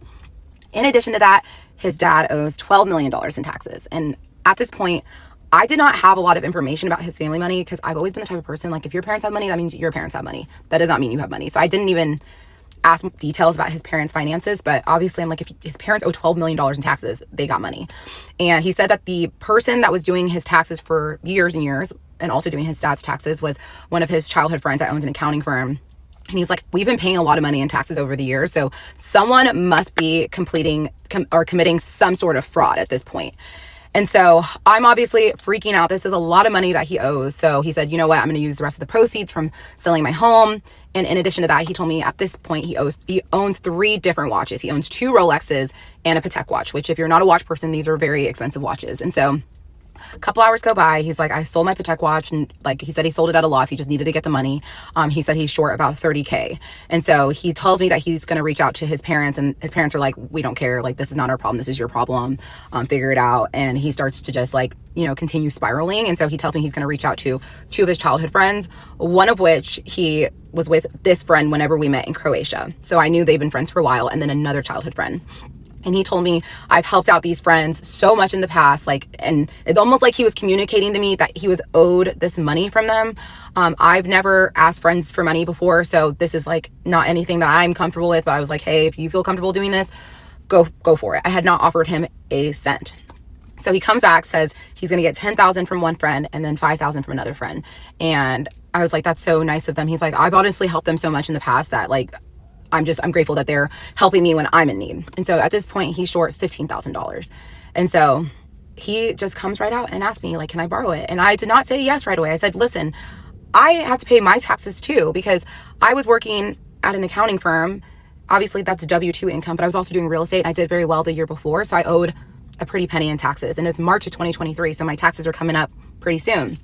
And so I told him, I'm like, I'm not comfortable giving you this money because, you know, like I have to pay taxes too. And now my savings is like really starting to like, I'm starting to feel like the financial impact, and it's starting to stress me out. And he said, you know, I hired a law firm. They've already looked into my tax records. They've already found indicators of fraud. I think I'm going to be able to get this turned around really quickly. And my biggest worry and concern is that if I don't pay this tax bill, it's going to affect my chances of getting a green card. And that's when I start to panic. And now I realize that I was just in a very toxic cycle of emotional manipulation. But after some time, he talks me into loaning him the $15,000. And I remember I only could send him like $3K at a time. And so I remember it was like over like the course of 5 days. And like every day he'd be like, hey, don't forget to send the payment. And everything about this felt so wrong in my soul, but I did it anyways. And this was not something that I kept quiet about. Like I told my parents, I told my siblings, like my ex got this crazy tax bill, and you know, they were all aware that we were going through this like financial hiccup, and I didn't like want to be presented as these people with money. So I was very upfront and honest about it. And like, you can ask a lot of my friends, like I told a lot of my close people about this situation. And quick side note, I did not tell them that I was loaning him money. I just told them that he owed a lot of money, and I told them about the overall situation. But at this point, no one knows that I have given him any money. So I ended up giving him the money. He's so grateful. He's like, thank you so much for helping me out. And so about like 5 days later, he flies to Dallas to come and visit. And my parents came to visit maybe a couple of days after he came. And at this point, he's staying in the living room, not in the bed with me, but he could not go to a hotel because we're like trying to be mindful with spending. So my parents definitely started to bond with my ex a lot more over this trip. Like I remember my dad brought him this Nigerian Igbo cane that my ex had been admiring, that my dad had one. He surprised him, brought him one from Nigeria. And he actually took my dad out and asked him for my hand in marriage, even though we were already married. And my dad said yes. And my dad also broke coconut in front of the family and like welcomed my ex into the family. It's just, I mean, it was really special. Obviously we were dealing with a lot of financial stress, but I want you all to know that like I was happy a majority of the time, regardless of the stress I was going through, which is just insane to understand. But after a week, we ended up going to Cabo for one of my childhood friends' wedding. And I had paid for the portion of the wedding already because I had been planning on going by myself. And then obviously I got into a relationship, so I just had to pay like a little extra to add someone to the reservation. But we decided to go a couple of days early and celebrate like our honeymoon. And so basically our flight comes and he's staying in the living room. My parents are sleeping in the guest bedroom. And I wake up and I get a text from him. And he says, hey, can you come downstairs real quick? And I said, of course. So I go downstairs. I'm like, what's up? He said, one of my friends, the friend that he had received $5K from for the tax bill, reached out to me and said he's freaking out because his wife really wants to buy this house and he's short a certain amount of money to purchase this home. And obviously he was like, I feel so bad because he loaned it to me because he was trying to help me out. And my biggest strength and weakness is empathy. And when I saw him hurting because his friend was not able to do something because of the money he had loaned my ex, and at this point I felt like the friend had loaned us the money. It wasn't like he loaned my ex the money because we were married. And so I do something so stupid and idiotic. I end up loaning him an additional $3K, not even a week after I had already given him $15K. So I actually ended up giving him $18,000 in the month of March of 2023. Yes, I'm sick to my stomach. So I can send him the money. We end up going to the airport, fly to Cabo. We have an amazing trip. And at this point, I had just hard launched him on my Instagram Valentine's Day prior. So at this point, I hard launched him after we were already married. And we were in Cabo and I'm like posting more photos of him on my social media. And I'm going through my Instagram story views and I'm looking at the names and I'm seeing all of these Danish names. And I can tell they're Danish names because there's a different Danish alphabet. And so I'm clicking some of the profiles and a lot of them you can see like my ex is like the mutual, like follows them. And so I brought it up to him like, hey, all these Danish people are watching my story, but I thought it was weird that no one was like following me. I'm like, these are your friends. Like, and I wanted him to maintain the same friendships in Denmark, even though he was moving to the States, because I never want to be the type of person that takes a man away from like his friends and family. And so I remember I'm clicking profiles and I click a girl's profile and I look at the first picture and I see my ex's dog.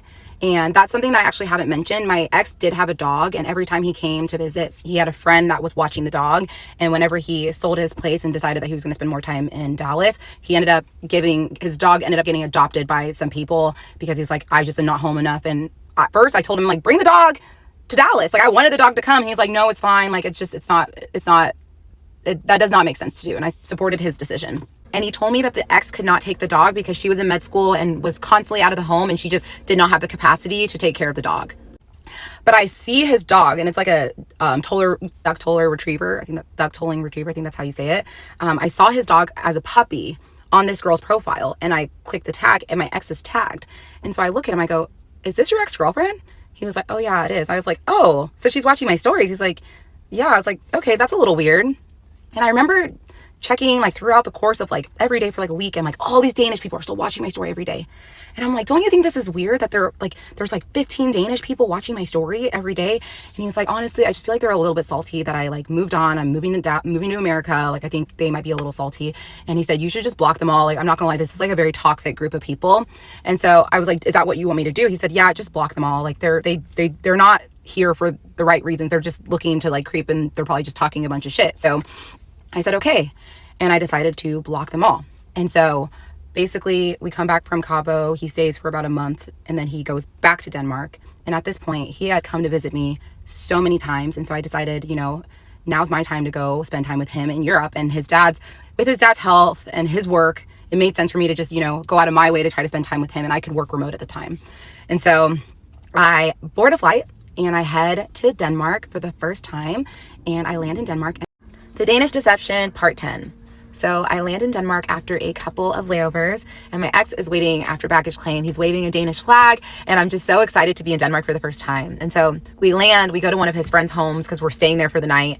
We change and we go directly to an Easter lunch with him and all of his childhood friends. So I walk in and everyone is just so nice. And it's his childhood friends and like their wives and girlfriends. And everyone was just super kind to me. We were drinking, having fun. After a while, I was super jet lagged. So we ended up going back to his friend's house. That's where we stayed that night. And the following day, he gives me the hometown tour. So he shows me where he got baptized. He shows me his elementary school, and we're just exploring. And I just feel so grateful to like see his roots, see where he grew up. And after the day of exploring, we go to his parents' house. And this is my first time meeting his parents. And I am so nervous. I've always done really well with parents, but this is, you know, different situation because number one, there's not a whole lot of Black people in Denmark. So they're not used to meeting people that look like me. Also, this man has made it very clear that he's moving to America. So you can only imagine how a mother might feel about the woman that's moving her son 5,000 miles away. So I was really nervous, but I'm not even kidding. The second I walked in, me and his mom instantly connected. And I think we bonded over our mutual love for my ex. And so it was his parents and his sister and her boyfriend that she had just recently started dating were all at this dinner. She cooked a very traditional Danish meal. It's called flæskesteg. I remember I had seconds, I had thirds. I think that made her fall in love with me even more because what mother doesn't want a girl that's going to eat their food? And so I brought her like a bunch of gifts, her and his father. I brought them gifts from Dallas, and we just really bonded that first day. She brought out all these photo albums and was showing me like my ex's childhood photos. And it was a really special night. And I remember my ex kept being like, are you sure you're okay with staying here? Because one thing I will say is they lived in a very humble home. And listen, I know there's billionaires out there that drive Honda Civics, so I don't judge. I'm never the type of person being like, why are you guys staying in this small house? Spend your money the way you want to spend your money. So I didn't think anything of it. But I was a little bit surprised. And also Denmark is not the type of place that has all these like big houses. Like a lot of the homes are small regardless of if you have money. But again, didn't think anything of it. So we have a great dinner. The following day, we start going and having these like day trips all over Denmark and going to explore. And it's always me, my ex, and his parents. And one day we went to this area called Skagen, which is the most northern part of Denmark. And it's really beautiful. And it was just fun to go and explore. And we're driving home, and my ex starts yelling at his dad. His dad is yelling back. They just start going at it. And obviously they're speaking Danish. I have no clue what they're saying. My ex pulls over. He gets out of the car, storms out, starts like walking away. I get out of the car. I chase after him. I'm like, what's happening? And he was like, my dad basically just said that he's over today. He just wants to go back and watch his game. And I was like, and he basically said he was really upset because he felt like his dad wasn't making an effort to get to know me. And that's when I realized that him and his dad had a really toxic relationship. And I also noticed that like they basically exchanged like 1 to 2 sentences a day. I also noticed that he wasn't as close with his sister, his little sister, because I mean, they would talk all the time. And so I thought that was a little strange too. But I don't know, I'm still trying to really understand this family dynamic. But what I do know is that he's a mama's boy. He's close with his mom, which, that was really, really important to me. There were a few things that I took away from this trip. The first being that he is a little bit embarrassed of his family's home. He kept saying, do you want to go stay in a hotel or Airbnb? Do you want to stay here? And I'm like, why would we not stay here? Like, if I went to go visit my parents and I wanted to stay in Airbnb, they'd be devastated. I was like, of course we're staying here. And he was like, I know it's not like nice. It's a super old house. They haven't renovated it. Like, I don't understand. They have all this money. Like, why don't they do it? I'm like, it's fine. Like, don't worry. We'll be okay. Another thing I noticed was that I did not meet the older sister. No one spoke of her. And I knew at this point she had one kid at this point. So they talked about her a little bit, but it was kind of like the elephant in the room. Like, no one really talked about it. And, I know they don't have a relationship. They can't be with each other in intimate settings. But overall, like, I did have a good trip with him, despite the tension. So after a week, we traveled to Copenhagen. And I remember getting to Copenhagen, and I'm immediately just so happy to be there because this city exceeded my expectations. It's a beautiful, beautiful city. And we ended up staying in a hotel, like a cheaper hotel by the water, and I can stay anywhere. I'm good. I don't need to stay anywhere bougie. And I remember him being like, I hate that we have to stay here. Like, it's not nice. I'm like, I don't care. Like, we have a bed, we have a place to stay. It's okay. And so we spent that whole week just exploring Copenhagen, and then we get ready to travel to Nigeria for my grandmother's burial. And so at this point, we're staying in this hotel, and I remember there was like a laundromat at this hotel, so I was doing laundry, and he said, I'm gonna go and get a few things for my storage unit, because he's moved out of his place at this point. He has a storage unit. And so he comes back home, and he has like this Rolex box, and he's like, oh, this is one of my Rolexes. I want to show it to you. And at this point, I had already seen his steel, what's it called? The Batman. I already had seen that watch. He had brought it out for Cabo. So I've seen one of his watches. To Patek, he sold. I never saw it. So now this is the second watch he's bringing out. And he opens it. And it's, again, I did not know anything about watches before this, but now I know it's a day-date presidential watch with a green base. So he ends up telling me this is like a $50,000 watch. I was like, this is nice. And keep in mind, we were about to leave for Nigeria in like a day. I'm like, why'd you bring it out? And he's like, oh, I'm going to bring it to Nigeria. I go, you're going to do what? And he's like, I'm bringing it to Nigeria. I'm like, you cannot bring a $50,000 watch to Nigeria. And he's like, yeah, I can. And I'm like, this does not make sense. And he said, no, like, this is a special occasion. Like, I want to bring it out for this. And so I told him, okay, I feel very uncomfortable, especially like us being in the village and you're wearing this like expensive watch. You're just asking yourself to get robbed. I just did not understand it, but whatever.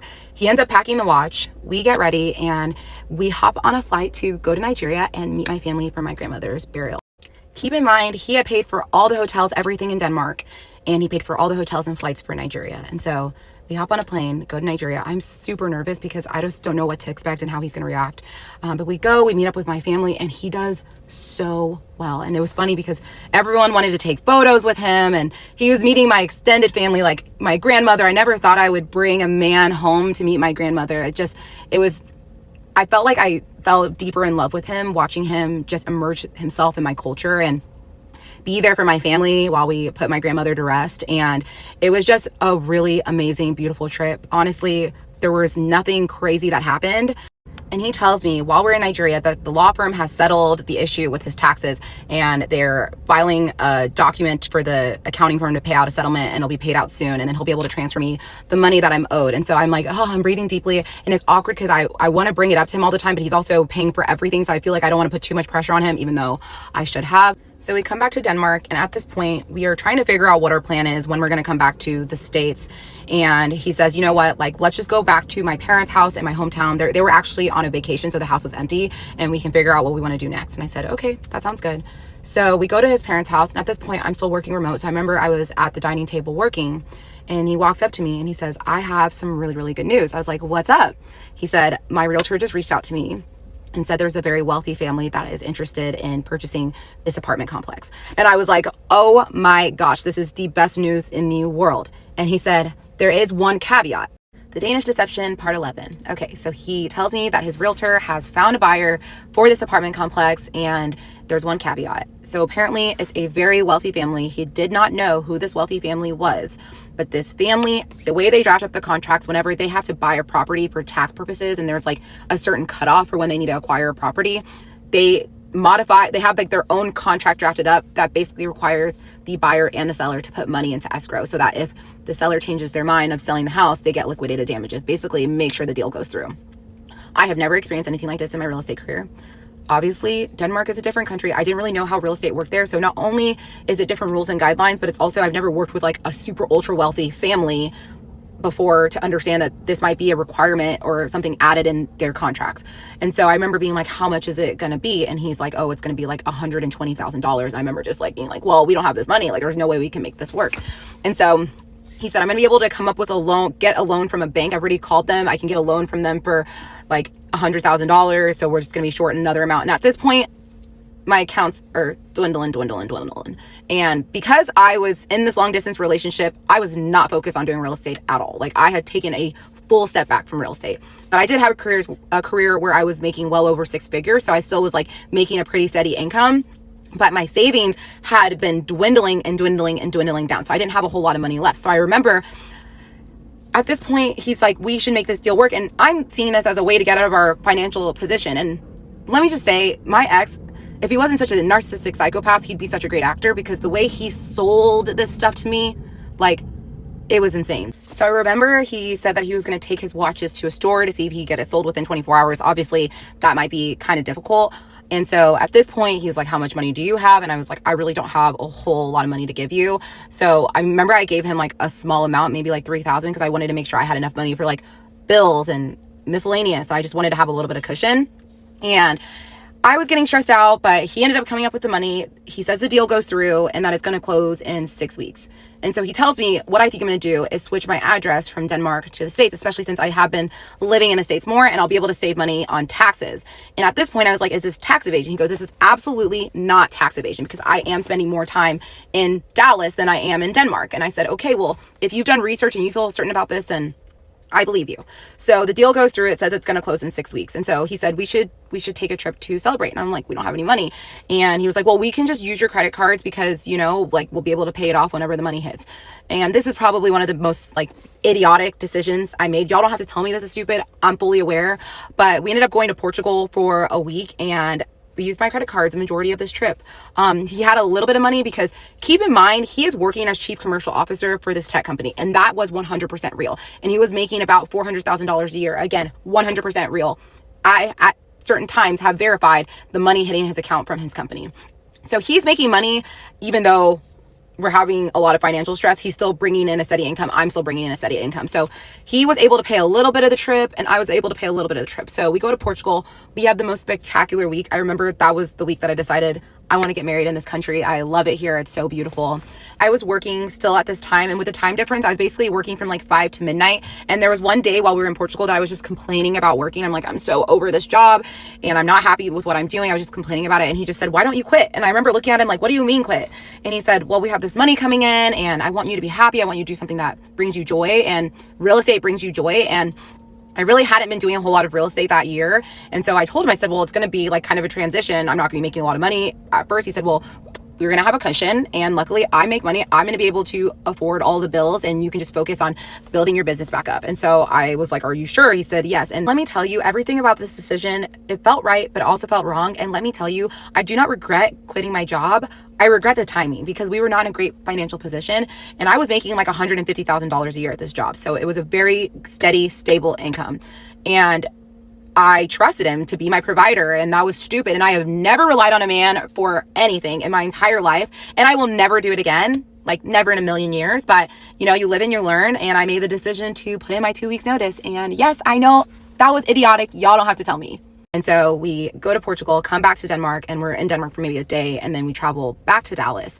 And at this point, your girl is hurting financially. Because now I'm accruing like a little bit of credit card debt. My savings is like nothing. And at this point, I'm fully trusting him, and I believe him when he says we are going to overcome this circumstance very, very, very soon. And keep in mind, at this point, I have not caught this man in a single lie. And obviously, I gave out my trust way too easily. But in my mind, I was thinking, why should I question him when he's never given me a reason to? Which is crazy, because I feel like he was giving me all the reasons with all these red flags. But We go back to Dallas, and I remember his sister and her boyfriend came to visit us for a week, and we had a good time with them, but I felt like he was super annoyed with them the entire time. He was complaining. He was just like, I just feel like they're being super cheap. They don't want to do anything. And it just felt like, again, I thought him and his sister would be a lot closer. It was weird. So we have a great trip with them visiting us, and then we go to Miami and meet up with his best friend and his girlfriend. And this was the best friend he was with whenever I met him in Croatia. So we're in Miami, and for the most part, we're using my funds for this trip because he's obviously put most of his money into this escrow account, and he paid for a little bit of stuff, but he didn't have a whole lot. And I'm expecting this money to hit like any day now. So a couple of days after Miami, we went to Denmark to celebrate his mom's 70th birthday. We had promised her we would go. So we actually booked a round trip flight from Copenhagen when we came back home in June. So now it's August of 2023 and we're in Denmark. And I remember we're at his parents' house and he comes to me. He's like, hey, I just got off the phone with the IRS and they said they flagged the transaction from the apartment complex. And at first I'm like pissed. I'm like, I asked you if this was going to be a problem. He's like, it's not going to be a problem. They're probably just going to take out like some taxes, not the full amount. They just need to review it and then we'll figure it out. But I'm not concerned. You shouldn't be concerned either, even though I was super concerned. He said they set a hearing date for September 10th. At this point, it's the middle of August. So I'm like, okay, so now I have to be struggling for another month. And so I'm frustrated, but he's also like trying to calm me down, but also like gaslighting me for feeling the way I'm feeling. And so all my emotions, I'm just stuffing them in all the way. So we celebrate his mom's 70th birthday, and this is when I meet like his entire extended family, like dad and mom's siblings, all their friends, and I meet the older sister, and she's there. At this point, she's pregnant with her second child. She's there with her first child. I meet her, and she is just such a nice, kind, wonderful human, and I just can't picture her being this evil, crazy woman that beats his mom. And so I remember just feeling a little at odds about that, but I'm still fully trusting my ex 100%. So a couple days after his mom's birthday, we're all hanging out at his parents' house and we're grilling. And I remember we all start to notice kind of around the same time that his dad does not look like he's doing well. And we're starting to get a little bit concerned. And that's when my ex's mom makes the decision, like, we need to take him to the hospital. And so we pack his bags, we load him up, we go to the hospital, and I'm freaking out because I don't know if things can take a drastic turn or not. And so we're waiting at the hospital, waiting to see what the doctors will say. The Danish Deception, part 12. So we are in Denmark at this point, and we just took his dad to the hospital, and I'm freaking out, very worried, don't know what's going on. After the doctors do some testing, they basically determine that he's still dealing with blood poisoning and he has like really high infection numbers, but they're not super concerned. And so we all take a deep breath and we're happy that it's not as serious as we thought it was gonna be. And so after a couple days, he's released from the hospital, and it's now time for me to head back to the States. And so obviously, I'm feeling all these emotions as I'm leaving. I'm sad because I'm leaving him because, again, we are still very much in love with each other, want to be with each other 24/7. So the goodbyes are still really, really tough. And at this point, I didn't know when he was going to be coming back to Dallas because he had a couple different work meetings going on. And so I fly back to Dallas, and obviously feeling all the financial stress. Like, this is probably one of the roughest moments of our relationship, especially because we weren't together physically. So the day of his meeting with the IRS, I remember I was a big ball of nerves. Like, I couldn't even sleep that night. You have to keep in mind that I go to bed and I wake up knowing that I'm waking up to news. I don't know if it's good or bad. So I wake up and I call him. I go, how did it go? He goes, worse than I possibly could have imagined. I almost like expected it to have gone bad. I'm like, if it had gone good, I would have been more surprised. And I'm like, what now? He said, well, they scheduled a second hearing for my business account January 10th. And currently my personal account is also under investigation. So they have put a hold on my assets for the next couple months while they continue to investigate. And there's another hearing scheduled for my personal account in October. So basically they froze his assets and told him that he only had like a specific amount of allowance that he was able to use from his money every single month. And I have never heard anything like this. I've never known anyone that have had their assets frozen, and I didn't know how this worked. And obviously at this point, I'm definitely feeling like all the red flags. I'm like, this does not make any sense.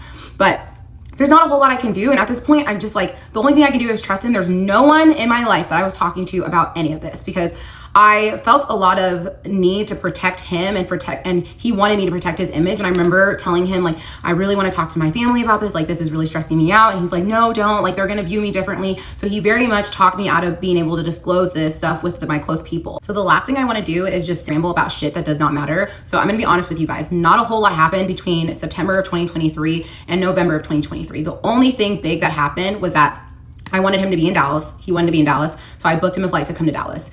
I am at this point fully financially supporting us. Like I think he's getting like maybe like $4,000 a month that the IRS is like allowing him to use. And keep in mind, the Danish IRS is not called IRS, it's called SCAT, some other stuff. I can't even pronounce it. So that's why I'm saying the Danish IRS. So just a little side note. But October comes around, he's now in Dallas. He's been in Dallas for about a month and we're struggling financially, but still so deliriously happy and in love, which is insane. But I cared about the money, but I loved him more than that. And our relationship was just based on this deep love that we had. And so the money was like almost secondary to the love that we shared. And so basically October comes around, he has the hearing, I'm nervous, and ends up working out in our favor. And his account opens up in October. And I'm so happy. He like immediately sent me, I think like $9,000. And I was like, oh my gosh, like this is amazing. Like we're gonna be able to like come out of this.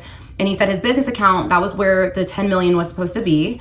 That was supposed to be opened up not opened up. He was supposed to have a hearing set for January 10th. So that was when we were gonna figure out what was gonna happen. And I remember asking him, like, what do you think is gonna happen? He's like, well, I've been like looking at research and there's a chance that they might put in like an 18-month to 24-month hold. I go, 18-month hold? And he said, yeah, but I don't think that's what it's gonna be, but you know, we'll just cross that bridge when we get to it. Again, have never caught him in a lie at this point.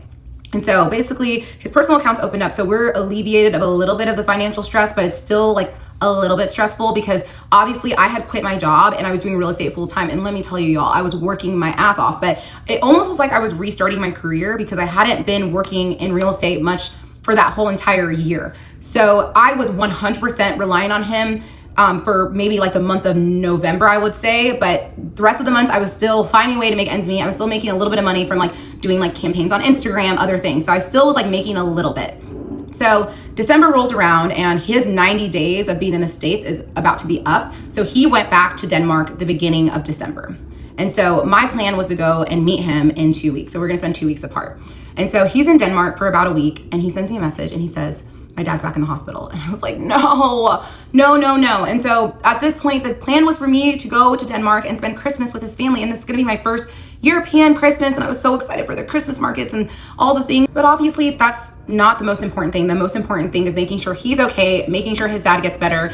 And so I'm going through all these emotions. Number one, I'm missing him. Number two, he's dealing with all of this and we have each other's location. So I can see that he's physically at the hospital in his hometown. So I can confirm that.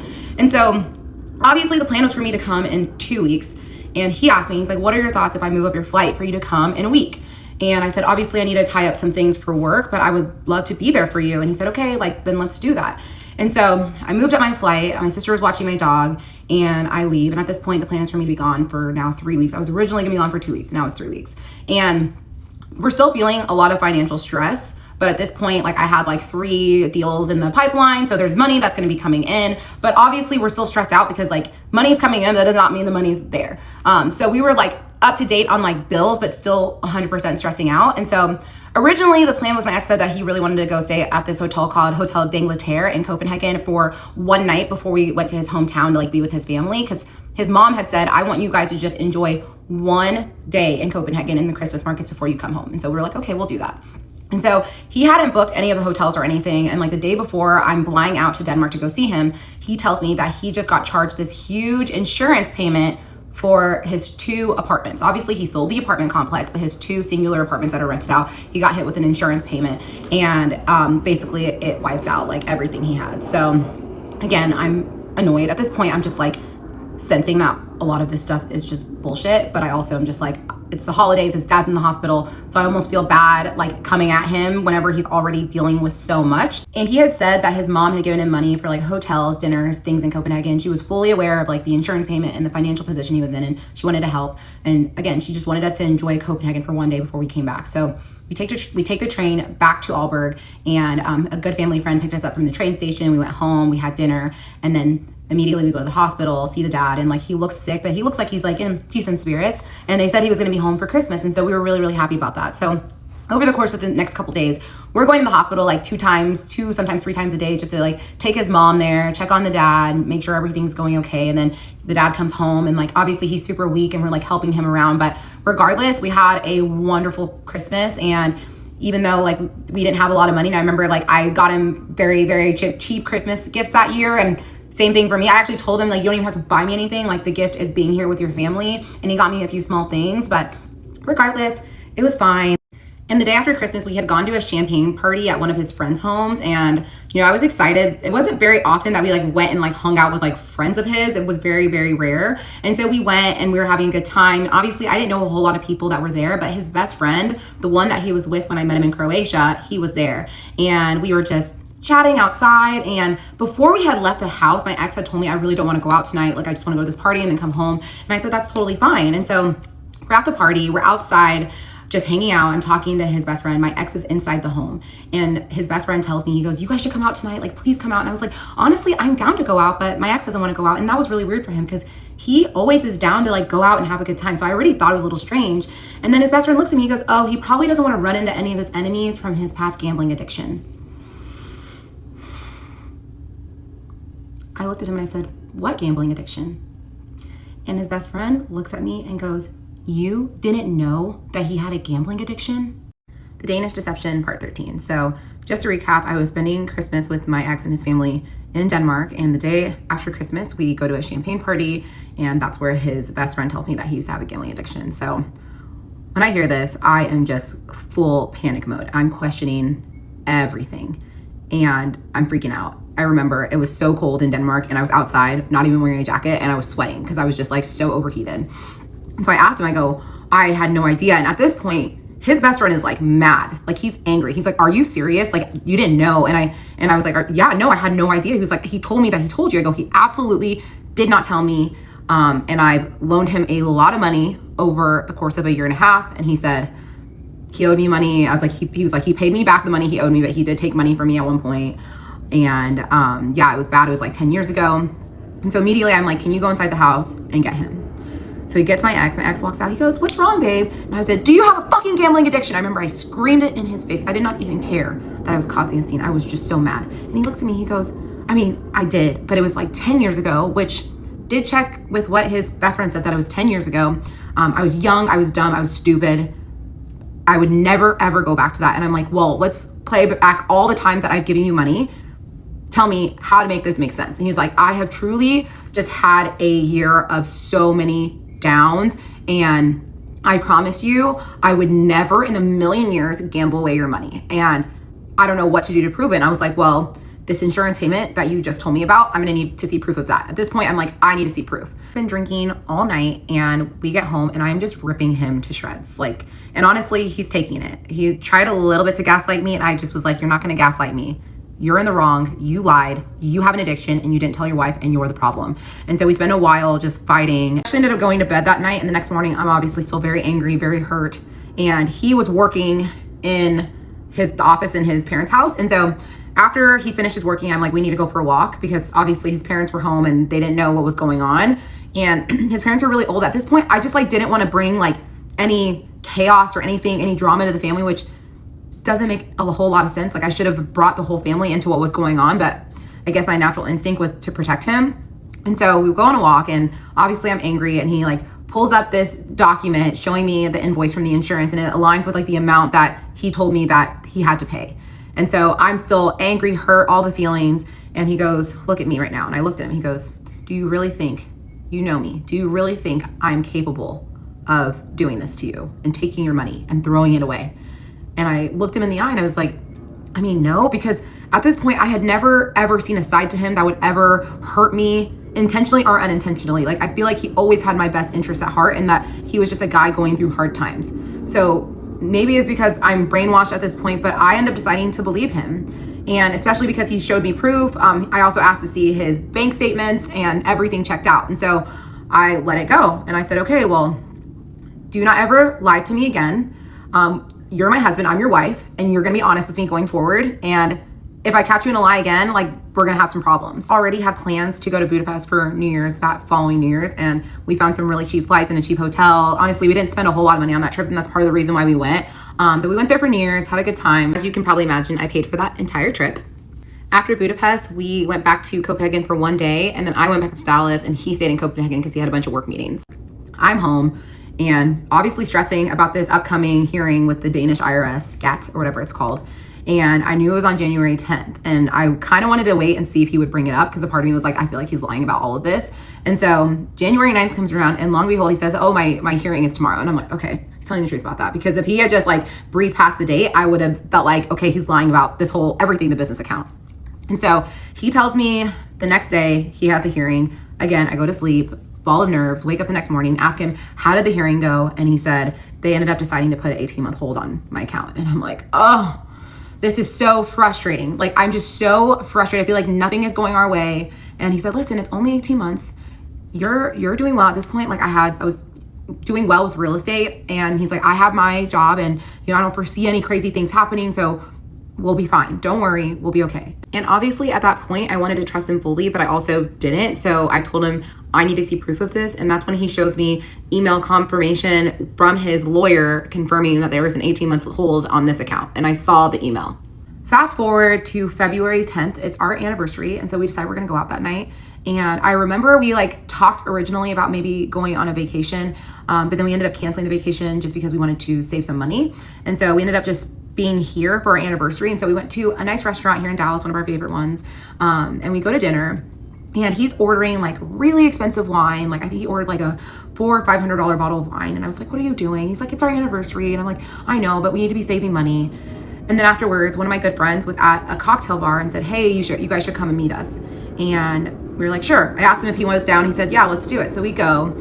And we go to this cocktail bar. My friend is there. She's celebrating a birthday of another one of her friends, someone that not super close friends with, and they're with a big group of girls. So I just went to go say hi to her, see her, say hello. And before I know it, my ex is like, I'm gonna buy everyone around his shots. And we're at a cocktail lounge, just kind of expensive. And I'm like, is that really necessary? I feel like, and I looked around and everyone had a drink in their hand. I'm like, we don't need to do that. He's like, oh no, it's her birthday, let's do it. I'm like, you don't even know who that girl is. Why does it matter? And I remember just being super annoyed because I knew he had just spent $800 at dinner, and we're at this cocktail lounge, and I realized he's running up a bill here, and he's just chugging old fashions. And he wasn't the biggest drinker. He drank, and sometimes he would get really drunk, but it was pretty rare. And most times he could drink and handle his alcohol very well. And so tonight was really weird because I'm like, we're celebrating our anniversary, and you would think that he just wants to be intentional with our time spending it together. And instead it just feels like he's just slamming these drinks. And I was so confused by why he felt the need to get this drunk. And so he's having a conversation with my friend, and I'm seeing him, and he's slurring his words, and then he's talking to my friend, and I see a little bit of spit come from his mouth and land on her shoulder, and she wiped it away. And I was like,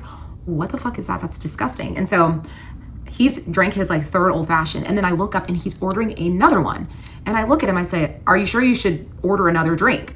And he looks at me, he goes, who do you think you are to tell me when what I can and can't drink? And I said, excuse me, I'm just saying, do you need to have another drink? Do we need to get belligerent tonight? And before I know it, he's basically just going off on me, saying that I'm disrespecting him and I shouldn't be telling him that he needs to slow down and that he's a man. And I'm just confused because we've never really had arguments like this before. And I'm like, what's your problem? And he's like, you know what, fuck it, let's just go. And I was like, okay, let's go. So we get into the Uber, about to go home, and I'm like, what is your problem? He's like, I just don't like it when you disrespect me in public like that. And I was like, I didn't disrespect you in public. It's not like I yelled, hey, you're drunk, stop drinking. I literally told you right next to you, there was no one else around. I just said, hey, maybe you should slow down on the drinking. Y'all, I don't know what happened next, but this huge, intense fight spiraled out. We get into the house and we are now screaming at each other. He's telling me that I disrespected him. And now I'm getting mad because I'm like, you're drunk right now. What's going on? You never behave like this. The fight escalates and he ends up walking out of the home. And I'm like, where are you going? And he said, don't worry about me. I'm going to get a hotel tonight and then we're going to see where we stand. And I was like, what the fuck does that mean? The Danish Deception, part 14. I have Smokey here because I truly need emotional support to tell this part of the series. Okay, so he leaves the house, he goes to a hotel, and I'm so baffled and confused. And the messages he's sending me are just so insane. And this is a side to him that I've never seen before. And I remember I called my best friend Sarah that was living in Germany at the time because of the time difference. She was awake, and I'm just bawling my eyes out. I'm like, I don't know what's going on. And she comforted me a lot, but I just was hurt and upset and angry. Just why is he treating me like this? And so the next day, he says that he's going to come back and get some more of his things and go back to the hotel. And so I'm like, we're still doing this? And he comes over and I'm like, can we have a conversation? He's like, what's there to talk about? I don't know what to talk about. You disrespected me last night. And at this point, I'm like, let's have a conversation about it. And he's like, it's being extremely stubborn about the situation. But over time, he finally is like, okay, it's fine. Like, I'll unpack my bags, I'll stay. And I'm obviously pissed off that he just dropped $1,000 on a hotel room, which he spent like $1,500 the night before for our anniversary, and just dropped another $1,000 on a hotel room. It's just like spending money so unnecessarily, and it's making me so mad. But I was like, I just want to keep the peace, so I let it go. And even though I'm still very confused at why he's behaving this way. So a couple days go by, and I get a message from one of my really, really good girlfriends, and she says, hey, I've been wanting to reach out to you for some time, but did you know that your ex owes my husband $200,000? And I remember I was like eating lunch. I was next to my ex, I was eating lunch, and I'm just like, I read this message, and I couldn't breathe. Like, I literally could not breathe. And I look at him, I go, what the fuck is this? And he was like, oh, well, you know, we were working this crypto deal where we were selling watches at a profit, and he's being super picky about how much profit he wants to get. I'm trying to find the right buyer, but I'll find it and we'll be fine. And I was like, so you kept it, you have this money that you owe this man, and you lied to me about it? He's like, well, money's currently in watches, and it's gonna be fine. Like, I just need to sell them. And so I was like, okay, even though like it's like red flags after red flags, I'm like, there's something up. So I'm really upset at this point, because you don't borrow money from a friend, this amount of money from a friend, and not discuss it with your wife. And so I told him, I'm like, I'm really upset with you that like you didn't talk to me about this, but you know, it's fine. Well, I didn't say it's fine. I just said, this is unacceptable. And I remember that day we really didn't communicate much with each other. We weren't like screaming or fighting with each other. I just like really decided that I wanted to distance myself from him. What he did not know was that I was going to message my friend separately and ask her to ask her husband if the story that was communicated to me by my ex was true. So I asked her, and she responds to me and says, no, this is not correct. And at this point, it's the husband that's communicating. And for the purposes of this playlist and series, I'm going to refer to these individuals as Crypto and Crypto's wife. So Crypto is the one that's responding, and he's saying, no, none of this is true. He told me he had the watches sold a long time ago. He told me he was going to transfer the money, and I've been asking him, he's been giving me the turnaround time. And, you know, when his dad was in the hospital, I was trying to be respectful, but also like, you know, this is affecting my work because he works very much in crypto. And so I'm reading these messages, and I'm still reading it. And I get to the end, he said, and just so you know, I had someone look into the wallet that I sent money to, and it's been linked to a gambling website since 2023. And that's when I realized that he was gambling. And in that moment, I just fully collapsed to the ground. I remember I was in the kitchen, and it was like I couldn't even stand anymore. Like, I just collapsed to the ground, and I'm just like crying. He's like, what is it? I'm like, you're lying to me, you're gambling. And he was like, no, I'm not, like, still lying. And I'm just like, just tell me the truth. Be honest with me for once in your life. Tell me the truth. And he's like, I promise you I'm not gambling. And then I grab his face and I pull it to me, and I scream in his face. I said, tell me the fucking truth. And he looks at me, he goes, okay, I've been gambling. And honestly, I was just quiet. Like, it was just 30 seconds of just silence. And this next part is gonna make you all a little confused, but I actually had a showing 30 minutes after that exact moment. So I went upstairs, I changed, and I grabbed my keys, and I left the house, and I went and showed a house. And it was the most bizarre thing ever. Like, I was in front of clients smiling, even though like everything around me felt like it was crumbling.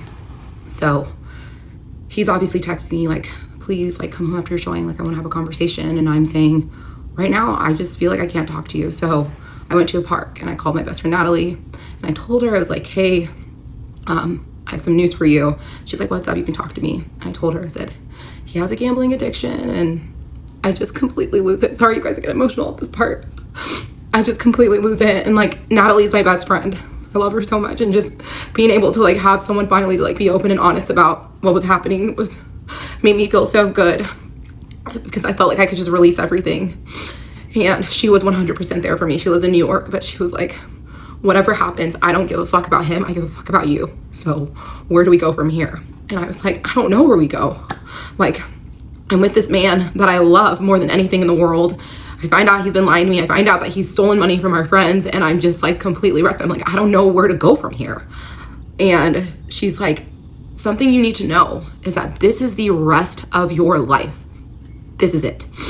This isn't something that just goes away. This is addiction. And she had experience with a gambling addiction specifically and has seen the damage it's caused. And so she said, this is the rest of your life. Whatever you decide, I will support you, but this will be the rest of your life. And so after that, I go inside the house and he's like, I want to talk. And I'm like, I still was not ready to talk to him. But I decided to call Crypto's wife, who's my good friend. And I talked to her on the phone, and the first thing I said, I just started bawling my eyes out. I was like, I'm so sorry. Like, I felt so much guilt, like, that I didn't know that all this stuff was happening, and I had no idea. And I just told her I'm so sorry. And let me just take a moment and tell you, I don't know if Crypto and Crypto's wife are going to come forward, but they are two of the most beautiful people I've ever known in my entire life. And after what they went through, like, they had every right to like go to the police and ruin our lives. And instead they had empathy and they had love for me. And they were just like, whatever we can do to support you, like, money comes and goes. Obviously we'll figure that out later, but what can we do to support you? And I just was like, I don't know how to be with someone that lies to me and that I don't trust. Like, I don't know what to do. But, you know, at the same time, like, I got married.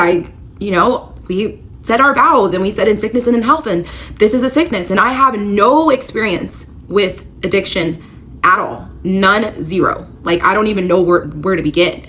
And so I just start doing research and like looking at like podcasts and reading books. And at this point, I'm still very much distancing myself from him. And then I look up a Gamblers Anonymous meeting, and I find one here in Dallas, and it was an open meeting happening. And I told him, I said, you know, it's still really hard for me to like talk with you, but let's go to this GA meeting. And so we go to the GA meeting. Everyone's like going around circle, telling their stories. I'm just bawling my eyes out during this whole entire thing because I'm hearing like the saddest stories, and I'm hearing like the most beautiful success stories. And so in a way, it like made me understand the depth of what I was going through, but it also gave me hope. And so I, for some reason, still felt like there was like a lot that I didn't know about him. Like, there was stuff missing in my gut and my soul. And I kept asking him, is there anything else you need to tell me? Is there anything else you need to tell me? He said no. At this point, I am still in constant communication with Crypto and Crypto's wife. And Crypto tells me, I was wondering, how would you feel about me hiring a PI to look into his past? And I said, 100%, please do it. The Danish Deception, part 15. So before I dive back into the series, there's a few things I wanted to say. The first being that I am giving you guys majority of bad, and there was a lot of good times in our relationship. I would say I was happy 90% of the time, despite the financial struggles that we were going through. And he was what I thought was a very selfless and caring individual. And the other people in my life would also attest to that. There were a lot of times that he did not have money in his account, but when he did, he was very, very generous with it. He was the type of person that would buy whatever people need, would treat them, and I viewed him as selfless. He also was the type of person that would drop anything at any time to help someone in need. So because of those reasons, I truly believed he was a good quality human. I now know that a lot of those things were self-serving, but I wanted to make a note of that so that you guys didn't think it was just like all bad and all like money exchange every single day. It was not like that at all. The other thing I wanted to bring up is the comments. Obviously, I've gotten some negative ones and some positive ones. I want to speak on the positive ones first. Thank you so much. I did not expect to be receiving this much empathy and compassion, and I just want to say thank you. It means the world to me, so thank you so much. And I wanted to speak on the negative ones as well. Obviously, you know, I made some choices that I deeply, deeply regret. I wouldn't be doing this series if that was not the case. And there's not a single comment that's worse than anything that I told myself already. Listen, I was a Black woman on The Bachelor. I have a thick skin for that reason. So these messages and these comments that are negative, it doesn't faze me at all. Honestly, I couldn't care less. I am prioritizing protecting others over my own self-preservation, and I will never regret that. But what does bother me is there's other victims that are reading these comments and they are feeling like they need to keep silent because they're worried about how other people will perceive them. And when you silence other victims, you are now giving the power back to the predators. And that is what I'm not okay with. So I challenge the people that are making the negative comments to reflect on what you're saying and to make sure we're all keeping the big picture in mind. We are trying to make sure victims can stand up and find their voice, and we can prevent this from happening to other people. That's all. okay, I know enough talking. Let's get back to the series. So Crypto tells me he's going to hire a PI to look into my ex. I was 100% on board with this. I did not tell my ex this was being done. So those few days where I was waiting for the results, I remember just being so nervous. I'm like, I don't even know what's going to come up. Like, I feel like, do I even know this man? And so after a couple days, Crypto sends me a text and he says, okay, here are the preliminary findings. The first thing was that there was no criminal history found whatsoever. So that made me feel a little bit good, because I was like, okay, maybe this situation with Crypto is kind of like an isolated incident and it's not like as bad as I think it is. Like, he didn't like con like a ton of people in Denmark. And then the big thing that he found was that my ex did not go to the Olympics, not once and not twice. And when I found this out, I was sick to my stomach. And the first thing that I felt was embarrassment, because like, why did I not look this up?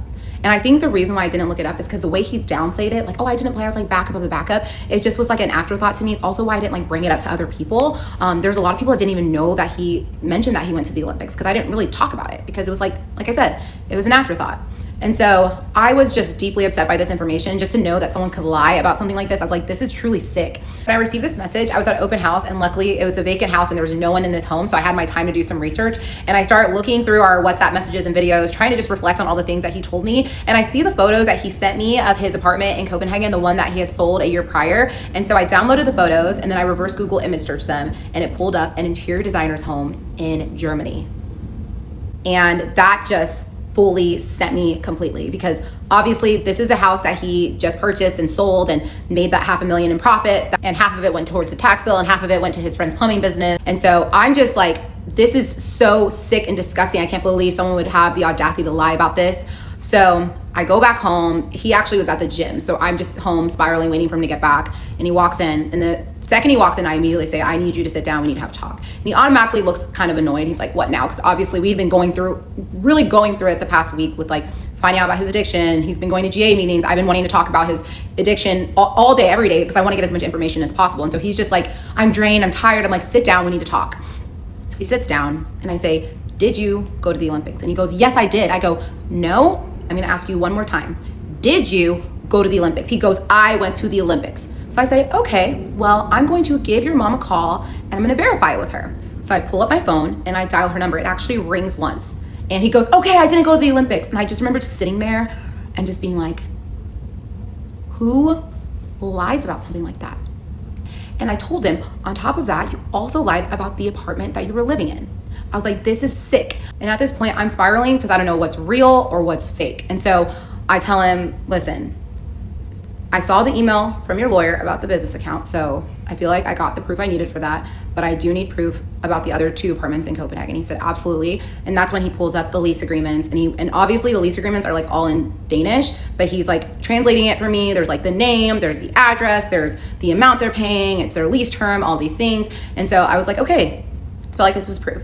And so at this point, I like don't know where we go from here. And like, I'm not gonna lie to you guys, like 100%, I was thinking about just picking up the phone, calling my family, and just being like, this is happening, I need to leave him. But I'm still so in love with this man. I can't picture a life without him. Despite everything that he's put me through, I just felt like I could not say goodbye to him. And I really just felt like this disease is the enemy, not him. So we need to work as a team and fight it together and overcome this. And I felt like we were capable of anything at this point. You know, and especially like with the challenges that we had already gone through, I felt like we were invincible, like we could overcome anything. That's the mentality that I was going into it with. And so obviously I'm talking to him about my reservations. I was like, I don't know where we go from here. Like, and I did tell him that I didn't know like how to move forward. And that's when he just like starts crying, and he's just like, I love you so much. Like, whatever I can do to prove to you that I will be the man that you deserve, I will do it.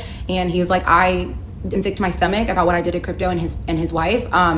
I saw him, and he was, you know, living such a great life. And in my mind, I thought like I could take some of his money and like make more money, and then I could give him this interest, and then we would have some money. And I was like, listen, this is all delusion. And at this point, I've done a lot of research on gambling addiction, and it's like it's all a delusion centered around this dream world where you're going to provide these cars and nice and luxuries to the people that you love when you get your big win, and it never happens. And so I just said, listen, you need to know, and I know you already know this, I don't need these things. I don't need the big house, the fancy cars. I don't need any of this. I don't. Like, I'm happy just being here in Dallas with you and just hanging out with Smokey on the couch watching movies. I don't need any of this. And I did feel so ill and disgusted, but I'm still so in love with him. despite the lies, despite everything, the love was still 100% there. And so I communicated to him, I said, listen, things have got to change or you're gonna lose me, plain and simple. And he said, I will do anything I can to keep you. And like, this is my first time seeing him cry. And as you guys can assume, I'm a very empathetic person. So at that time, I just went over to him and hugged him, and we both just like cried together for like an hour. And it felt like the breakthrough I had been waiting for our entire relationship, because I'd never seen this emotional side to him. And I felt like, okay, like we've had this breakthrough, now we can move forward. So we had already had a trip booked to Colombia because he only could be in the States for 90 days. So we're like, where can we go that's affordable and you can reset the 90 days without having to fly all the way back to Denmark? And so we went to Cartagena, Colombia, and it was a very affordable trip. And I know a lot of you are thinking like, how are you traveling? He was making a very steady income. And once I found out about the gambling, like his account was like stacking back up. I had told him like, we're going to reach out to crypto. We're going to set up a payment plan. And I had told crypto about the trip to Colombia that we had already booked, so that I didn't seem like we were being disrespectful towards him. I had a feeling that he had the ring for some time and that he was going to propose, and he knew that he could not propose to me with everything that was going on, and he needed to take time. And by the time we were going to Colombia, I felt like we were getting our lives back on track. We were obviously stacking up our money again, and I felt like he was being open and honest with me. He would talk to me about his addiction. He was going to GA meetings every single week, but I still did not feel comfortable accepting a proposal unless he made amends with crypto and crypto's wife. And so I told him the day before we went to Colombia, I said, we need to go and have a sit down conversation with crypto and crypto's wife. And obviously I realize now that my ex should have been the one to suggest that we go make amends with crypto and crypto's wife. But regardless, we go there the day before we go to Colombia, we go to their house and we sit down in front of crypto and crypto's wife, and I will pick back up in part 16. The Danish Deception, part 16. Okay, let me recap a little bit for you guys. So it is now April of 2024. I found out about his gambling addiction in February of 2024. So we've had a very, very solid good 2 months. I feel like he's being honest. I have a feeling he's ready to propose because I knew he had the ring, but he knew I wasn't ready to accept that proposal from him, even though we were already married, but it still was like symbolic to me. So I wanted us to be in a good place. So I had a feeling he wanted to propose in Colombia. And so I set up a meeting for us to make amends with crypto and crypto's wife. So we go to their home, we walk in, I'm already feeling so emotional, and we sit down and at first we're just sitting, talking, catching up. And then finally, and you can tell it's like the elephant in the room for like the first 30 minutes that we're there. And then finally, I was the first one that spoke. I was just like, I just want to speak on behalf of myself and say that you guys are just two amazing human beings, and the empathy that you showed us, even when it wasn't deserved, will never go unnoticed. And I just, from the bottom of my heart, I just want to say I'm sorry for not being more vigilant and realizing the situation that we were in. And then my ex began to talk, and he basically just said, I know that I did these things, but it almost was like I was a different person. Like it felt like I wasn't in control of myself and my actions. And it was just, he was just speaking from the heart and just saying like this addiction took over me and I almost didn't know right from wrong. And crypto and crypto's wife both took turns talking, and they were just so understanding.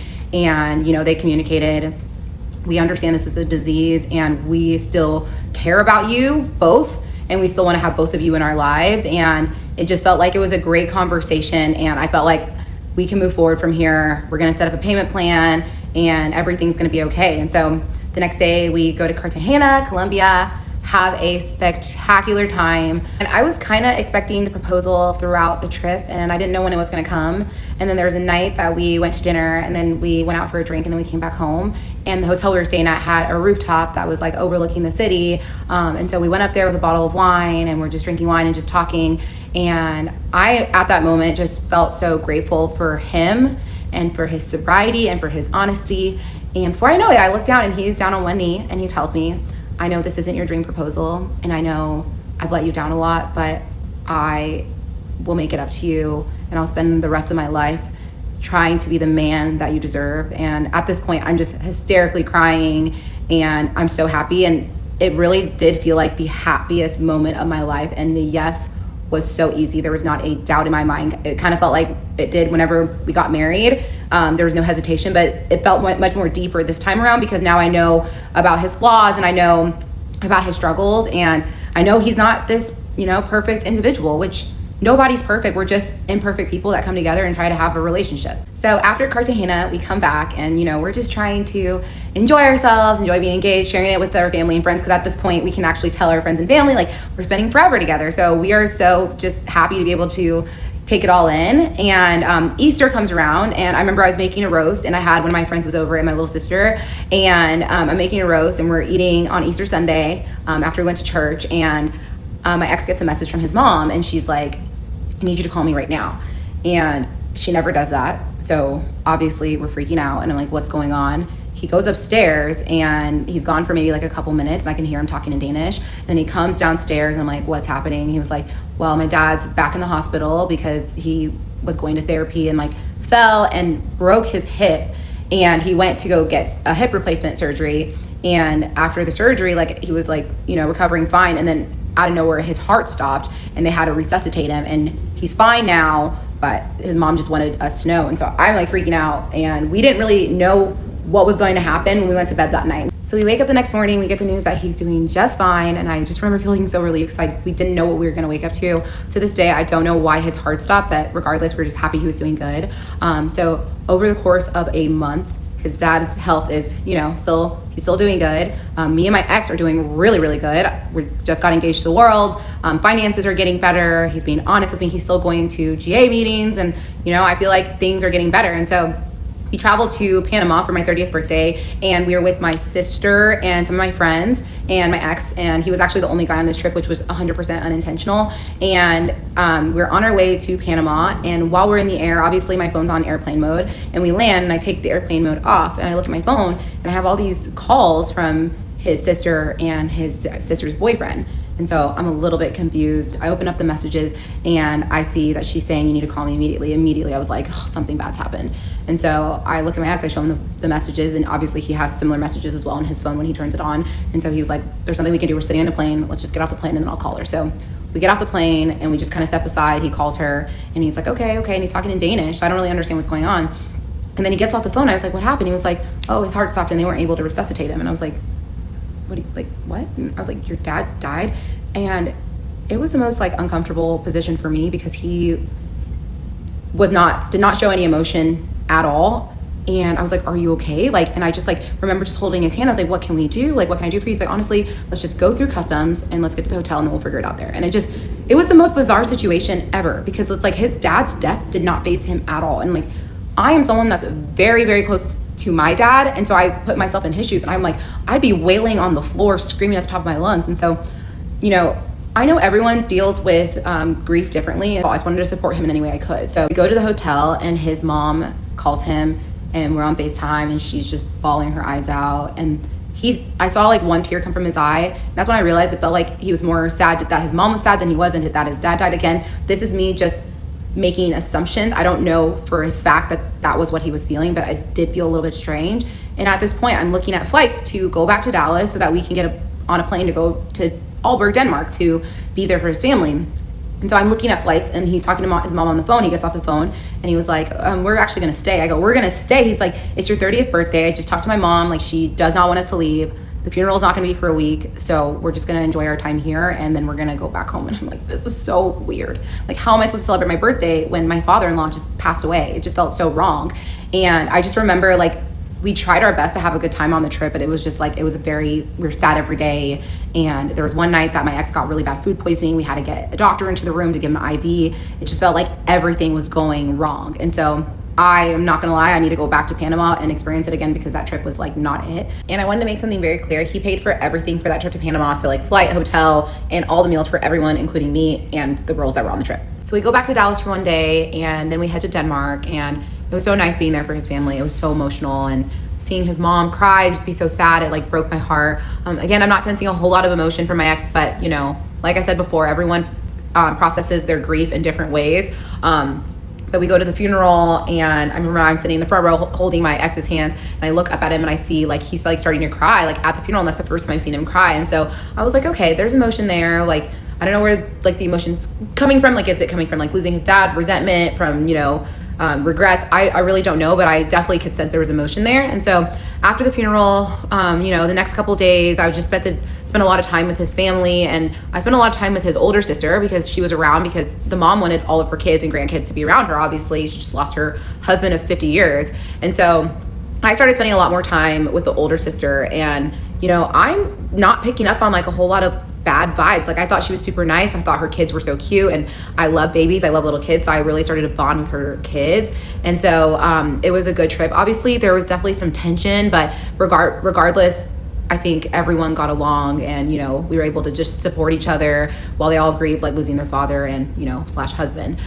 So after being in Denmark for about a week, I had to go back to Dallas because I had some listings I needed to go live and I had to work. And so I'm back home in Dallas for maybe like a couple days, and I get an email from immigration saying that I have a notification. The Danish Deception Part 17. Okay, so I get a notification from immigration, log into my account, and lo and behold, the petition was approved. And I remember I was relieved for a few reasons.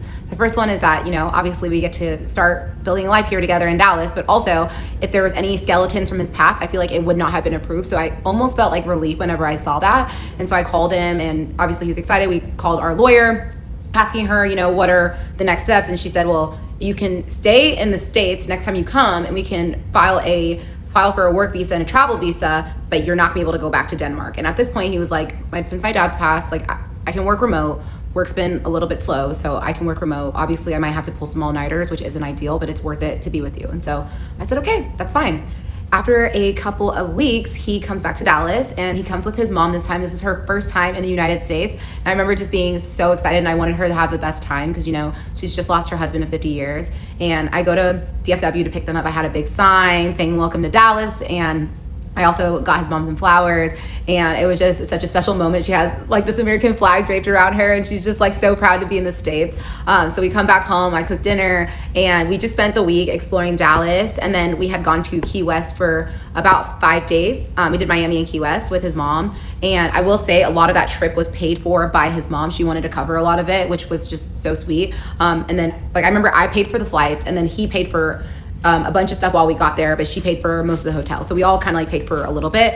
But I know y'all haven't forgotten this man still owes me money. And so I remember we were in Key West, and I said, hey, are you gonna start sending me some funds? And it was awkward because I wanted to bring it up for a while, but then, we went to Panama, he paid for everything. Then his dad passed away, and I didn't it's just, now it's getting kind of awkward for me to bring it up. And so he's like, yeah, I'm gonna send you some money. We go through the trip in Key West, have a good time, come back to the States. He still hasn't sent me money. He's giving me like kind of like the turnaround, and I'm getting a little antsy, and I'm getting very triggered. And so we're in the living room, and he says he wants to just go on the balcony and get some fresh air. And I start creeping. I walk up to the window, and I'm trying to like look over his shoulder at his phone, and he doesn't know I'm looking.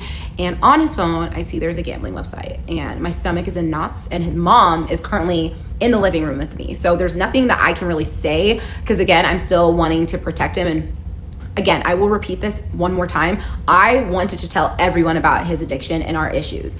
I wanted to tell the world, but he very much said everyone's going to view me differently. With the excuse with his mom, he was like, she's an old woman, you're going to stress her out, and she's not going to be able to do anything about it, and now she's just stressed. So he was able to manipulate me into not bringing it up to anyone. And so his mom is here, and I don't say a word. Instead, I send him a text, and I just say, and it's weird because he's in the same, like he's 5 feet from me, and I send him a text saying, I see a gambling website on your phone. I'm going to need to see your bank statements as soon as possible. And he tells me, I'm only on this website because that's where I can watch sports for free. And I was just like, huh? This makes no sense. Obviously, I'm detecting all the bullshit. So I say, I want to see your bank statements right now. He pulls them up. And like at this point, he has his Revolut statements, which I don't know if you guys remember, the very first time I sent him money, I downloaded an app called Revolut.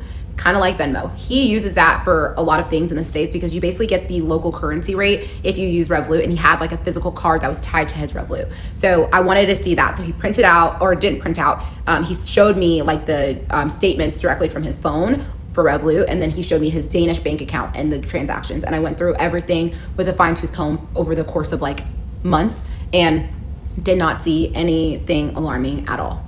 So obviously I saw this gambling website on his phone, but I checked his bank accounts, I didn't see anything. So I let it go, but I was very clear, I better not ever see this on your phone ever, ever, ever again. So his mom leaves after having a great trip, and at this point, I'm still like waiting for these transfers, and I'm like, what's going on? And he keeps telling me that he has things to pay for. Like he said he was helping his mom out with something, and then he said that he had another insurance payment, and there was a few things that he said he had. And then finally I'm like, okay, I'm done with the bullshit. Like you need to start transferring me some money. And so basically he tells me that he's transferred a certain amount. He has a transfer limit that he can transfer to his Revolut, which is how he can send me money. And he's hit his monthly transfer limit. I don't really know what the fuck that means, but he said he hit it. And so I'm still very frustrated, but he basically says that he can't send me any more money until August timeframe. And during that time, his best friend came to visit, and the same best friend that was with him whenever I met him in Croatia. And what my ex didn't know was that I was in communication with his best friend, talking to him about the gambling, the issues. I didn't tell my ex that I was talking to him, but I just wanted to speak to someone from his past. Obviously, keep in mind that I don't have a lot of people to talk to, so it just made me feel a lot less alone. But basically, I'm putting more pressure on my ex, being like, hey, like, you need to start sending me money. And keep in mind, I'm also paying for like most of the household bills. And now like he's here full time, like, you gotta pitch in, bro. And I'm not here to be your sugar mama, even though I have low-key been your sugar mama unintentionally. So I'm getting frustrated, and we get a notification that his work visa has been approved. And so I'm excited about this because this means that he can get a social, he can get a bank account. And something to keep in mind is when you're married to a gambling addict, you wanna make sure you take full financial control. And that was hard for me to do because with his Danish bank account, he had like a 2-factor authentication that scanned his face. So I couldn't just like log in whenever. But with Chase, I was like, all I need is a password. So we go to Chase, he opens up a bank account, and he says, I'm just gonna make a transfer from my Danish bank directly to my Chase bank, and then I'll be able to start sending you money via Zelle. And I'm like, okay, perfect, that works. Because he had like this limit on Revolut, or I couldn't remember the details, but I remember it didn't make sense. And every time I pressured him like for it to make more sense, he would gaslight me, and so we wouldn't get anywhere. And so I was getting very frustrated. But I'm like, okay, now you have Chase.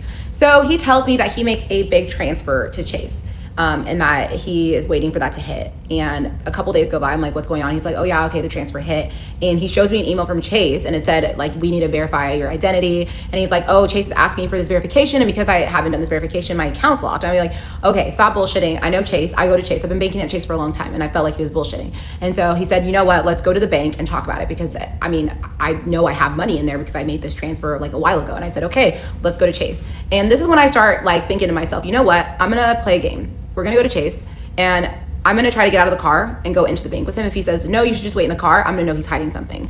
And I really just wanted to see how he would react. So we go to Chase, he gets out of the car, and I start to get out of the car. He's like, oh, I'm just gonna be in and out, babe, you can just wait in the car. And I'm like, red flag. And you know what, I let him do his thing. I let him go inside. I'm like, okay, let's see what he comes back with. So he comes back and he says, hey, I'm able to take out, like, it was like $1,000 he's able to send to me. And he's like, here's like $1,000. I go, at this point, he told me he was gonna send me like 5,000. And so I'm like, what's going on? Are you lying? He was like, no, I'm not lying. I was like, well, I'm tired of carrying this relationship on my back, and I'm over it. And that was like, this is when I start really standing up for myself and telling him that I'm just done with the bullshit. And he gets so angry with me. I remember he had his gym bag in the car because the plan was for us to go to the bank, me drop him off at the bank, or me drop him off at the gym, and then I was gonna go to a showing. I drop him off at the gym, and he slams the car door. He goes, don't worry about picking me up, I'll walk home.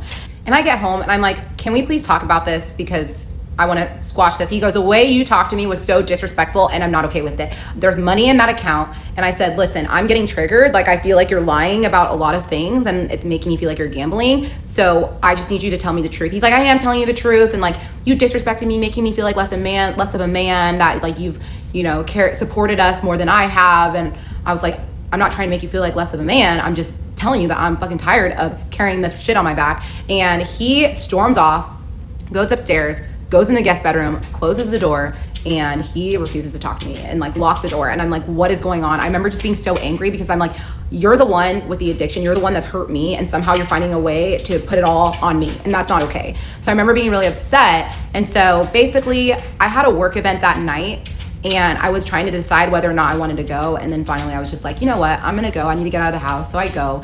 And at this point, it's really hard for me to hide my emotions. And a lot of the people at my last real estate firm probably remember this event. I showed up and I just was like bawling my eyes out, and like a lot of people didn't know what was going on, but I was just really, really sad and struggling a lot because I just felt like I was being gaslit. And I remember there was one of my coworkers, and we were sitting in a corner at this event, and I actually ended up telling her about my ex's addiction because I just in that moment needed to talk to someone about it. And she was so sweet, so welcoming. Shout out to you, you know who you are. And so basically I go back home, and he's upstairs in the bedroom not wanting to talk to me. So I'm like, can we please talk? He's like, I don't want to talk to you. And I was like, okay. So basically I'm on the couch, and it kind of worked out because we have some really good friends that they have cars that they use for Toro that they own. And we had picked up one of their cars because they were out of town earlier that day, and their car was outside and the keys were right on the counter. And so I was like, you know what? I know the PIN code to his Danish card. I bet it's the same PIN code for his Chase card. And so what I did was I grabbed the key to the car, my friend's car, and I like kind of sneakily snuck out of the house because I didn't want him to hear the garage and be like, where's she going? So I snuck out of the house, I went to Chase, and I put his card in, I put in the PIN code, and it was accepted. And I clicked the lovely button that said check balance. And what was in his account? 34 cents. The Danish Deception, part 18. Where did we leave off at? Oh yeah, 34 cents.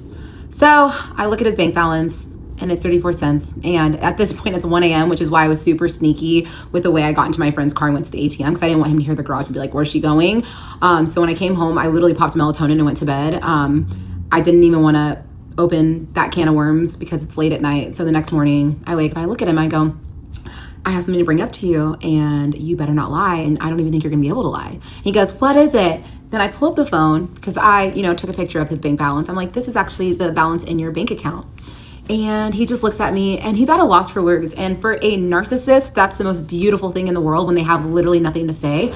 But I remember just looking at him and saying, you're a liar. You don't have any money in your account. You're supposed to be the one responsible for bills. And I know you're gambling. And he told me, I am 100% not gambling. I promise you the transfer was supposed to hit and it didn't hit. And I felt like if I told you I didn't receive the money, you would have thought I was lying. So let me get this straight. Instead of telling me the truth, you lied to me because you were afraid that I was going to think you were lying. Makes perfect sense. So at that point, I'm just so irritated and just honestly disgusted by him. And I told him, well, listen, I don't want to be around you today until you tell me the truth of what's going on. Because at this point, I felt like he was gambling and I just didn't want to talk to him. So I luckily had a few showings, went to the showings, and my best friend Onyeka, who lives here in Dallas, calls me. And I'm not even kidding, I answer the phone and I immediately start crying. And she's like, come over. I said, okay, I'm on my way. So I go to her house and I sit her down and I tell her everything. And this was just a very, very, very heartbreaking time for me because this is now another close friend that I'm letting in. And I'm telling you all, when I let it out, I let it out. And it was just so heartbreaking. And she was such a good friend. She just listened to me. She didn't tell me you need to leave him, even though at this point I felt like there's no way he's going to change. But I'm still so blinded by love and still very much brainwashed to think that this man is everything to me. And I decided to go back home and I had a conversation with him and I said, listen, I'm just going to start distancing myself right now. I don't know where to go from here. I feel like you're always lying to me and it's getting really, really difficult. And so it was a couple days and, we're still like getting along, but he can definitely tell that I'm pulling back because I still know that there's something he's hiding. And something to keep in mind is that he has a Danish phone and he has a US phone because when he got his work visa approved, he got a US number, especially when he was applying for jobs. He didn't want to put like a Danish phone number, which makes sense. And so for the most part, he was using his US phone. While he was here, he would use his Danish phone like at nighttime. But his US phone was what he used to communicate with everyone. So the Danish phone, he actually leave that out all the time. And so he was downstairs, I was upstairs. I see his Danish phone on the nightstand, and I'm not ashamed to admit that at this point I had been going through his phone very frequently. So I open up his phone, go to the Safari page, open up, see the gambling website that's just right in front of my face, and I am just gut-wrenched. And I can see how much money he can gamble and what he's betting on. And I kid you not, first of all, it was $5,000 that he was gambling. And second of all, he was gambling on the most random sports in the most random countries that I'm like, what is this? Like, this makes no sense. And I go downstairs with his phone and I'm bawling my eyes out at this point because I'm angry, I'm hurt, I'm exhausted, I'm so tired. And at this point, I'm asking myself, like, how can I still be in love with this man when he causes me this much pain? Like, and the craziest part was that he was still lying. He said, I told you I watch sports on that website. And I was like, you're an idiot. Like, you are an idiot. Like, you're gambling. I can see the money in there. So either you want to be honest with me or get out of the house because I don't even want to look at your face. And so he keeps trying to lie to me, keeps trying to bullshit me. And then I'd say, you know what? I'm just going to pack my bags and just go to my friend's house. And then he said, okay, I'll leave. I'll go to the gym. I'll go run some errands. So he leaves the house and I'm sitting there. The first thing I do is call crypto and I'm literally in tears. And I'm like, I'm so sorry. I don't even know what to say. And he said, Onyeka, this is literally not your fault. You are doing everything you can to be a supportive spouse to this man. And it's not your fault that he cannot stop lying to you. And he had told me previously, like, we had owed them $200,000, but he said the amount of crypto that my ex had borrowed from him at that time was 160K. And so he said, listen, because that's the amount that he borrowed at the time, obviously the crypto had gone up. I think it had gone up to like 300K at that point. And when his wife had brought it up to me, it had gone up to 200K, gone up even higher. He said, how about you guys just pay us the original amount that was borrowed? And I said, I just feel like that's not fair to you. And he said, I promise you I'm okay. Another reason to just love crypto. He's amazing. And one thing he said to me was that if you're not seeing him want the progress for himself, that's when there's a problem. So you need to know when you've had enough, and you need to know if he's not taking this seriously and taking his recovery seriously. And I agreed with him. And, you know, I will be honest, like in that moment, was not ready to leave him. I still was fully in love with him, still fully brainwashed into thinking that he was this great person. So crypto said we could skip that month's payment and then pick back up the next month because he knew I was, you know, carrying everything on my back, and he didn't want me to bleed myself dry because of my ex's issues. And, you know, it's kind of messed up that I was even the one that was having these conversations with him and not my ex. And I just took ownership because I've never owed anyone money before. And I wanted to do what was right, and I wanted to be respectful of him. And so I also told him, just so you know, like he has a business account that's going to be opened back up in July because, you know, it had an 18-month hold. So once that's lifted, we'll be able to pay you back the rest of the money that we owe you. So keep that in mind. We're going to obviously pick back up on the payment, so you will be made whole. And he said, okay, that's totally fine. And so we left it at that. My ex comes home and I sit him down, and this is the first time that I bring up divorce. And I tell him, right now, I don't know if I can be in this marriage anymore. And I really am contemplating filing for divorce and calling my parents and telling them everything. And he said, please, like, I cannot lose you. I'm going to get better. He said, I want to get better. Like, I want to get better for me and for you. And so I said, at this point, I'm not going to say anything. I'm just going to sit back and watch you, and I'll decide if I want to stay with you. And he said, okay, I'll prove it to you. So over the course of the next, I will say 4 months, this was October 2024.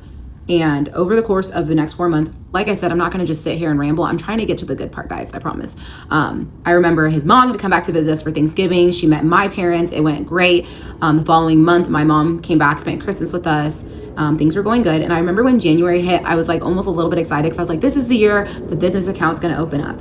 And it had been about 3 months since his relapse, and I felt like he was making a lot of effort to get better. He was going to GA meetings, he was going to therapy, he was having money in his account, all the good signs. And he had the 2 apartments in Copenhagen and was putting in a notice to kick the tenants out so that he could sell those apartments. So basically the plan was to use the business account to pay for our wedding, to pay off crypto, and then we were going to sell the 2 apartments, and that was going to be like our base to start like investing and build our foundation here in Dallas. And we had kind of delayed wedding planning because, you know, we wanted to be smart financially. We're not going to plan a wedding a year after all this stuff happened. And also, like, you know, we wanted to prioritize paying back crypto. But we were looking at the numbers, and with the business account, we were going to be able to make crypto whole, and we'd have some extra money for the wedding. And in addition to that, you know, we were both making an income. So we were starting to talk about wedding plans. Obviously, I'm Nigerian and my parents are very traditional, and I love my culture, and I was excited to do a traditional wedding. And I was talking to my parents about what I wanted, and I was like, maybe we could do a wedding in Nigeria. And, you know, they were really excited about it. They were hyped to plan it. You know, they loved my ex, and, you know, we were getting excited. And so my mom said that they were going to go starting to look at venues and all the things. And at this point, I kind of figured that my parents were going to cover the traditional wedding because we were going to cover the white wedding. When I say white wedding, I mean white dress. So traditional wedding, the Nigerian wedding, white wedding is like white dress walking down the aisle. So in case you hear me say that, not because I'm marrying a white guy. So I'm talking wedding plans with my mom, and she brings up finances. And that's when she proceeds to tell me that my ex has told her that he is going to pay for both weddings in full. And I'm sitting there just confused because I'm thinking about the money that we have coming in and our 2 salaries. I'm like, okay, we're good to pay back crypto and we're good for our white wedding. We don't have any wiggle room to pay for an additional wedding. So I call him up, and at this point I'm angry. I go, why did you commit to paying for a wedding without telling me? The Danish Deception, part 19. And I don't want to waste y'all's time. So this part's actually going to cover between January 2025 and July of 2025. Okay. So I call my ex, and I'm just so confused. Why did you commit to paying $10,000 for this wedding? I just do not understand. And he said, well, you know, I really just wanted to help your parents out. And now I understand narcissists have this need and desire to be admired. And that's where it came from. It wasn't just him wanting to be a good person. But I was super frustrated, and we talked about it, went back and forth, and like, we don't have to do this. Like, my parents are very generous. I know they'd be more than happy to like pay for the wedding. But he said, no, like, let's just give them something. Let's give them 10,000. I was like, I just feel like we don't need to do that. He's like, no, let's do it.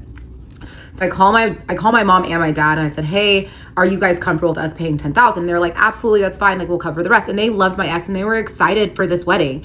And side note, I had communicated to my parents about the business account. So I told them, we're going to end up paying you in July, if that's okay with you, just because we had a bunch of expenses. They didn't know about like the payments of crypto and everything, but I just said, hey, we're going to pay you in July. I hope you're okay with that. And they were more than fine with that. And so we put that to rest. I need you guys to remember that 10,000 that was promised to my parents. There's a reason why I'm bringing it up. It's going to come back in the end. So now it's January of 2025. We are in this year, you guys. I promise this is coming to a close tomorrow, so get ready. But it's January 2025. We get the news that his green card has been approved, and we're so excited. And I remember just being over the moon. And one of the biggest reasons why we were excited is because our very, very best friends were getting married in March in Spain. So we were so hyped and excited to go celebrate them. And at first we didn't even know if we could go to the wedding. And so when the petition got approved, it meant that he can like travel out of the States. And so we're getting super excited. We weren't just going to Spain. We were also going to go to see his family in Denmark because his little nephew was getting baptized. And then we were also going to go to Portugal for 2 days to look at wedding venues. So this was a very, very exciting trip for us. And before you guys come for me, we were in what I thought was a great financial position, and we were up to date on our payments with crypto. So it was okay for us to go on these trips. So we have such an amazing time at the wedding. It was a very small, intimate wedding. There was 30 people there. It was perfect. And afterwards, we went and saw his family, went to his nephew's baptism, spent a lot of time with his extended family too. That was wonderful. And then we went to Portugal to look at venues. And I remember I set up a couple tours, and I made sure to be very mindful of cost because obviously I wanted us to be smart and I didn't want us to go over budget.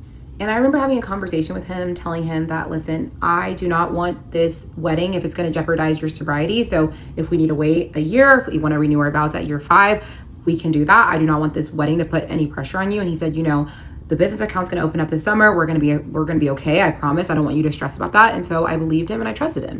So we look at a couple different venues, and we find one that we really like, and it's very reasonably priced. The deposit was only like 1,500 euros. And he said that his mom was going to actually pay for it. And I said, hey, that's fine. That works perfectly for me. So we get home, and he said, you know, I just feel like it doesn't make sense for me to have $60,000 to $70,000 worth of watches. So I think I'm going to sell my watches. And I asked him, I'm like, are you 100% sure? He said, yes, like it's unnecessary, especially with like us like trying to accomplish all of these financial goals. And just having these expensive watches just does not make sense. And so I 100% supported him. And so he packed up the watches in the boxes, and then he left the house and came back and was like, okay, I just took him to a showroom. I'm waiting for them to sell. Obviously I don't have the money yet, but hopefully they'll sell within the next, I don't know, like a couple weeks to a month. And I said, okay, that sounds good. So that was April of 2025. And in May of 2025, we decided that we wanted to build up his credit score so that we could maybe buy a house within the next couple of years. And his credit was basically zero because he had just moved to the States. And so I had a credit card that we had just paid off. It had a zero balance. And so I was like, okay, let's add you on this card. And so we added him, and he had no plans to even really use this card. It was just, you know, for me to use for like groceries. We were just really trying to build up his credit. And so I looked at the balance one day, and it was super high, and I was so confused. And I started going through the details, and I saw that there was a cash advance for $7,000. And I was like, what is going on? Mind you, I'm not home. I had just finished a showing, so I'm in my car about to head home, and I call him and I'm like, what is this cash advance? And I go, you better tell me the truth immediately. I do not want any bullshit. And he comes out and he tells me, I relapsed again. I've been gambling again. And that was the very first time that I just came out and asked him, and he said yes. And keep in mind, his last relapse was October. This was now June. And so obviously I'm hurt. I'm sad, but I'm also like so grateful that he told me the truth. I remember the first thing that came out of my mouth was, thank you so much for telling me the truth, because I just was grateful that he didn't automatically lie about it. So I come home, I'm obviously very upset, but I'm trying to meet him in a peaceful way because he is trying to be honest with me. So I walk into the house and I'm like, tell me everything. And he said, okay, well, I took a salary advance in May and I tried to recoup it. And I actually ended up selling the Rolexes and taking that money and gambling it away. And so I took the money from the cash advance to try to win it back, and I haven't spent it yet. I still have some of that, and I just You guys, this was such a weird experience because I was so angry and hurt that I was still going through this, but this was the first time that he was being open and honest with me, quote unquote. So I was grateful for that. So I told him, I'm like, okay, well, I just have to ask you a question. Is this because the business account doesn't exist? Like, I just don't understand why you would relapse when this money's coming. He goes, babe, like, you just don't understand gambling. Like, it just, sometimes it happens and there's no rhyme or reason. And so I said, okay, I just need to confirm with you again, is this business account exist? He said 100% it exists. And I'm sorry, I promise you, like, this feels different. Like, just being able to like come forward to you, be honest with you. I feel like I really am changing and I want to be better. And this money is going to hit. We're going to have our dream wedding and everything's going to be okay. And so I believe him and I trust him. And then fast forward to July, I ended up having a bachelorette party for one of my good friends, Tracy. And while I'm at the bachelorette party, I knew the date of the hearing with the Danish IRS for his business account to open up. I knew that was going to be while I was on the bachelorette in the middle of July. And so I remember I was on the bachelorette and I woke up early on the second day I was there because I knew that was the day of the hearing. And I get a text from him and he says, call me when you can. And we will pick up the rest in part 20. And tomorrow is the grand finale. And I hope y'all are ready because it's about to get absolutely insane. The Danish Deception part 20. So after today, all the parts will be fully completed and I need y'all to just bear with me. This was a very traumatic and emotional experience for everyone that was involved. And so you're gonna see tears and I'm gonna try to keep my composure as much as possible. So I'm on this bachelorette trip in the Bahamas and the second day I'm there, I know that's the date of the hearing with the Danish IRS about the business account. And I'm very, very nervous. Like, obviously I had money in my bank account, but this business account was supposed to be what was going to go towards crypto and paying for the wedding. And so I just wanted everything to happen the way it was supposed to happen. So I wake up that morning, he tells me, call me when you can. I pick up the phone, I call him, I step outside, and he actually has good news. And the good news is that the business account doesn't have 200,000, it actually has 300,000. And he hadn't been able to log into it for 18 months. And so he was very surprised that the account actually had more money than he thought. So I was so over the moon excited. I told him, I said, thank you so much for, making smart choices and, helping us build this foundation for us to start our lives together in Dallas. And he had told me he was on the phone with the bank for like 45 minutes, ironing out the plans. They closed down the business account and they were going to just transfer him the amount of money that was owed to him. And so obviously I don't take his word for shit at this point. So I asked him, I'm like, can you send me a screenshot of the phone call? Like, I want to see the phone record. And so he sends me a screenshot and it shows that he was on the phone for 45 minutes. I type in the number in the screenshot that he sent me and I put it into ChatGPT and it said it was linked to his bank in Denmark. So I was like, okay, this is real. Why would you spend 45 minutes on the phone with the bank if this wasn't real? So at this point, I'm like, okay, finally there's truth to something he's saying. And I felt so much relief. So after the Bahamas, my ex sends a text to my parents and I'm in the group chat too. And he's saying, hey, I'll be able to send you the money by the end of this month. Can you please send me your banking information? And my mom says, of course, here it is, gives her bank information. Now we're at the end of July and I asked him, hey, has the money hit? Has the money hit? Still hadn't hit. So what he said was, what I'll do is I'll send your parents the money on August 1st after I get paid for my job. But regardless, like, that money is going to hit at some point in August. And I said, okay, that's perfect. So beginning of August comes around and he tells me, hey, I just sent the money to your mom. And I said, okay, perfect. Can you please show me the screenshot? And he said, yes. And he showed me the screenshot and it said that the payment was scheduled for August 9th.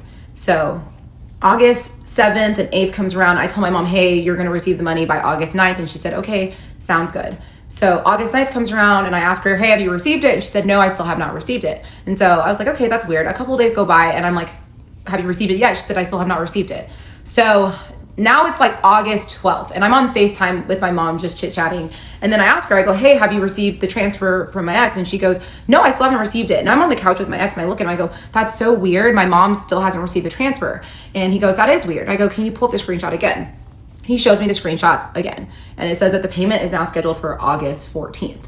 And I'm a little confused because why is it scheduled for August 14th now? It was August 9th before and that doesn't make sense. So I asked him, I'm like, that's weird. He goes, that is weird. I don't know what's going on. And so regardless, at this point, it was like August 12th. So I was like, okay, we'll just wait and make sure she gets it by August 14th. So August 14th comes around. I call my mom, hey, did you receive the transfer? She still hasn't received the transfer. And I'm just like, what is going on? This is so weird and bizarre. But I'm not super concerned at this point. I just think that there's something weird going on. So August 15th comes around and he tells me that he doesn't know what's going on, but what he's going to do is cancel the transaction, and then send the 10K to me, and then I will then send the 10K to my mom. And I said, okay, perfect, that sounds good.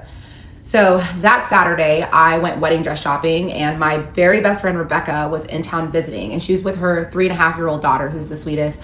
I've known her since she was a little newborn baby. She's so sweet. And this is the first time that my best friend Rebecca is coming to visit me in Dallas with her daughter. And so I was just so excited for them to be here and go wedding dress shopping with them. So we go wedding dress shopping on a Saturday, and my ex had told me that his mom wanted to pay for the wedding dress, and I was like, are you sure? He said, absolutely. Her birthday was actually the day before I went to go wedding dress shopping. And so he's like, I don't want to call her like on her birthday to ask her for money for your wedding dress, even though she's the one that brought this up and said she wants to pay for it. And I said, it's okay. I'll just pay for the dress. And then whenever your mom sends you the money, you can just send it to me. And then obviously I want to call her and tell her thank you, because I was surprised. I did not expect her to even offer to pay for it. So I was flattered. I thought it was so sweet.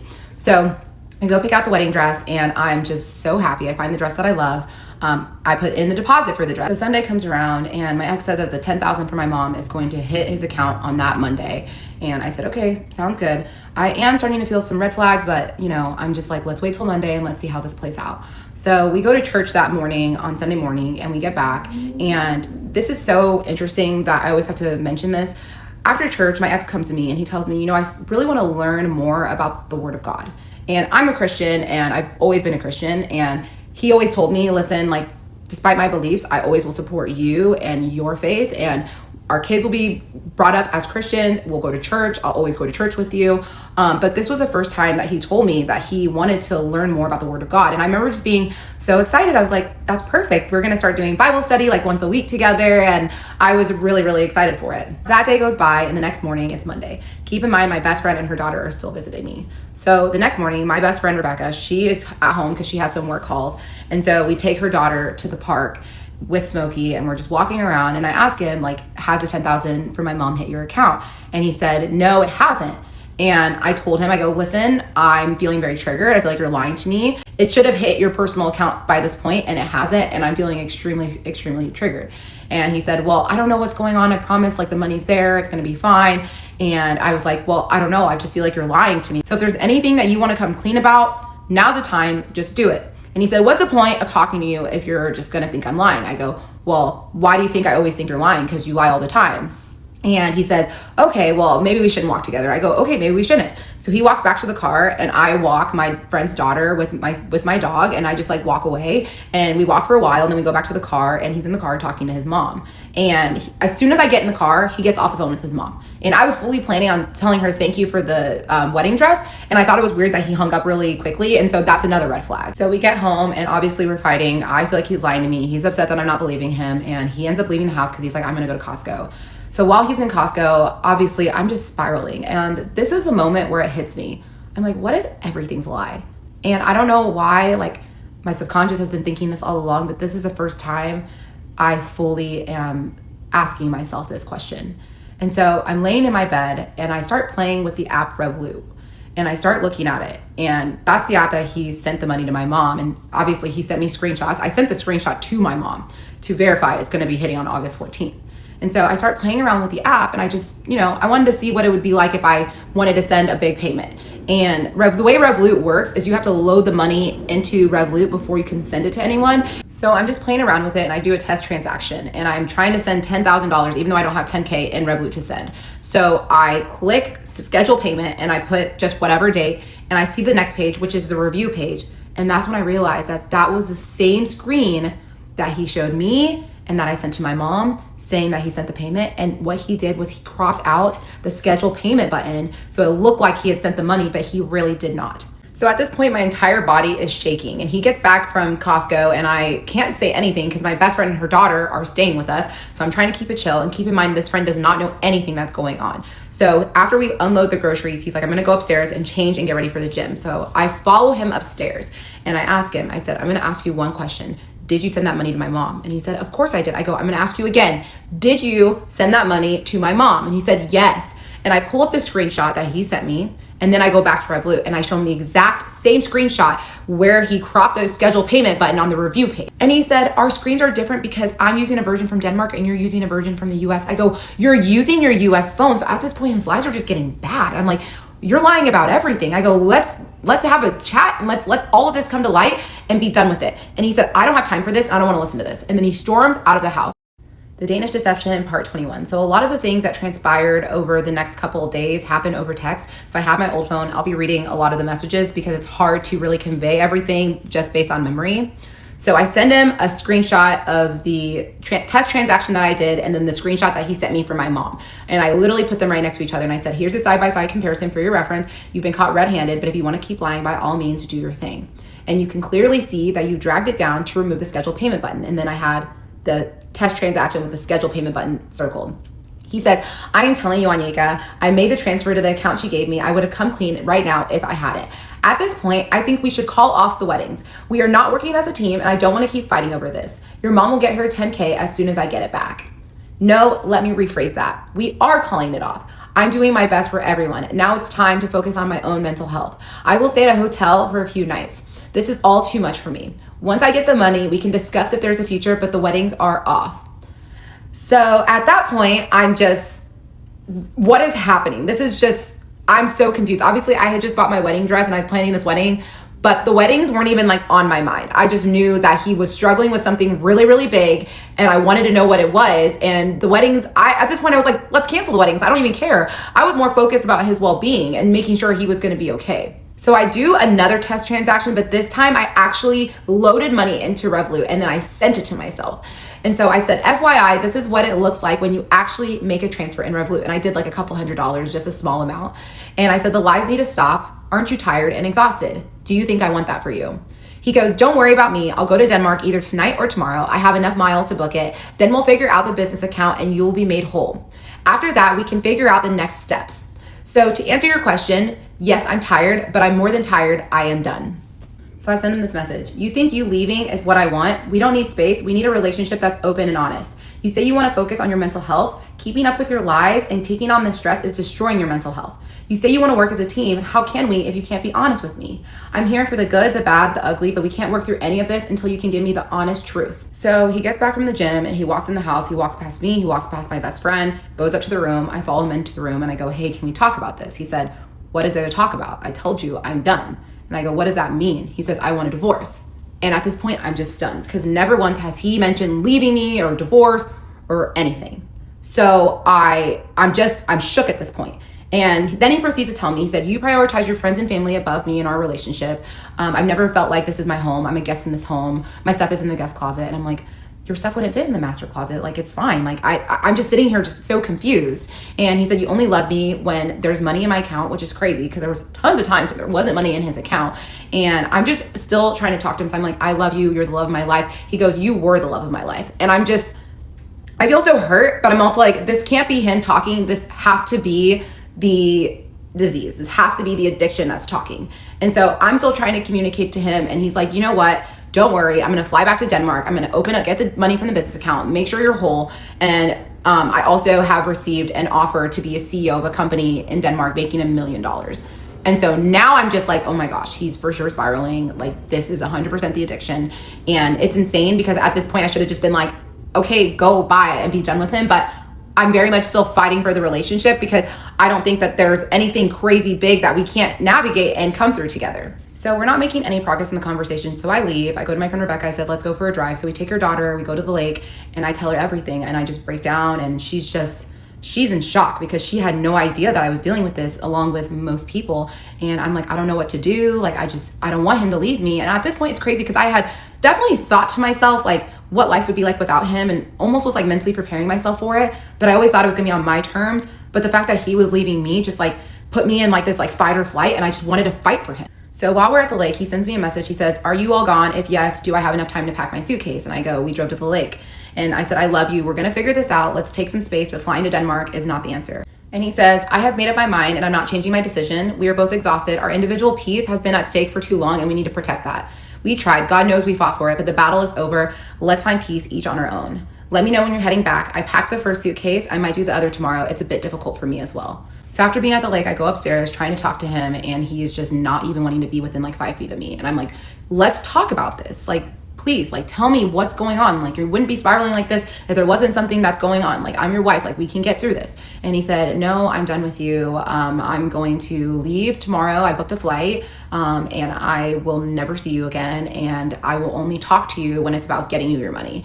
And at this point, I'm just like, what? Like, it's now been an hour and he still has not backed down from this idea that he's leaving me. So out of pure desperation, and I have never experienced this level of desperation before, I go into his work bag and I take his passport and I look at my friend Rebecca and I said, he's not leaving. I'm gonna get to the bottom of what's really going on. And she looks at me, she goes, do you, girl? Like, I support you. So we go onto the patio just to get some fresh air, and I look at the doorbell camera and I see that he's left. And he had 2 big check luggages packed and then his carry-on. And I see that he only left with his carry-on and his work bag. And so I send him a text. I go, take your space tonight and remember that I love you and I'm grateful that you're my husband and I will never stop fighting for you. Good night, my love. And at this point, I'm angry, but I'm being nice because I've done so much research on addiction, and I know whenever an addict is spiraling, the worst thing you can do is fight them back. So I'm just trying to be calm and be peaceful so that he can find a space to be able to come and be honest with me. And he said, wrap your head around the fact that I am not your husband anymore. We are done. Today has shown me that I won't have anything to do with you other than settling my debt. After that, I can breathe again. So obviously I had a horrible night. I cried myself to sleep. The next morning I wake up and my best friend says, hey, I'm gonna go to my other friend's house. She had another best friend that lived in Dallas, so she was visiting the both of us. And I was more than okay with that because I didn't think this was a good environment for a child anyways. And I knew he was gonna come back to the house, and I thought that was for the best. And so I drive her to her friend's house, and my ex had messaged me like, I'm gonna need the house until 1 to grab my things before I go to the airport. And I remember being like, okay, that's fine. I'm gonna drop her off at her friend's house. And he doesn't know that I'm like trying to intercept him so I can have a conversation with him. He also does not know that I have his passport. So I drop Rebecca off at her friend's house and I come back and my ETA is like 12:30. And I know he said he was gonna leave around 1. So I was like, okay, I'll have some time to intercept him. I get home and everything is gone. His bags that were packed are gone.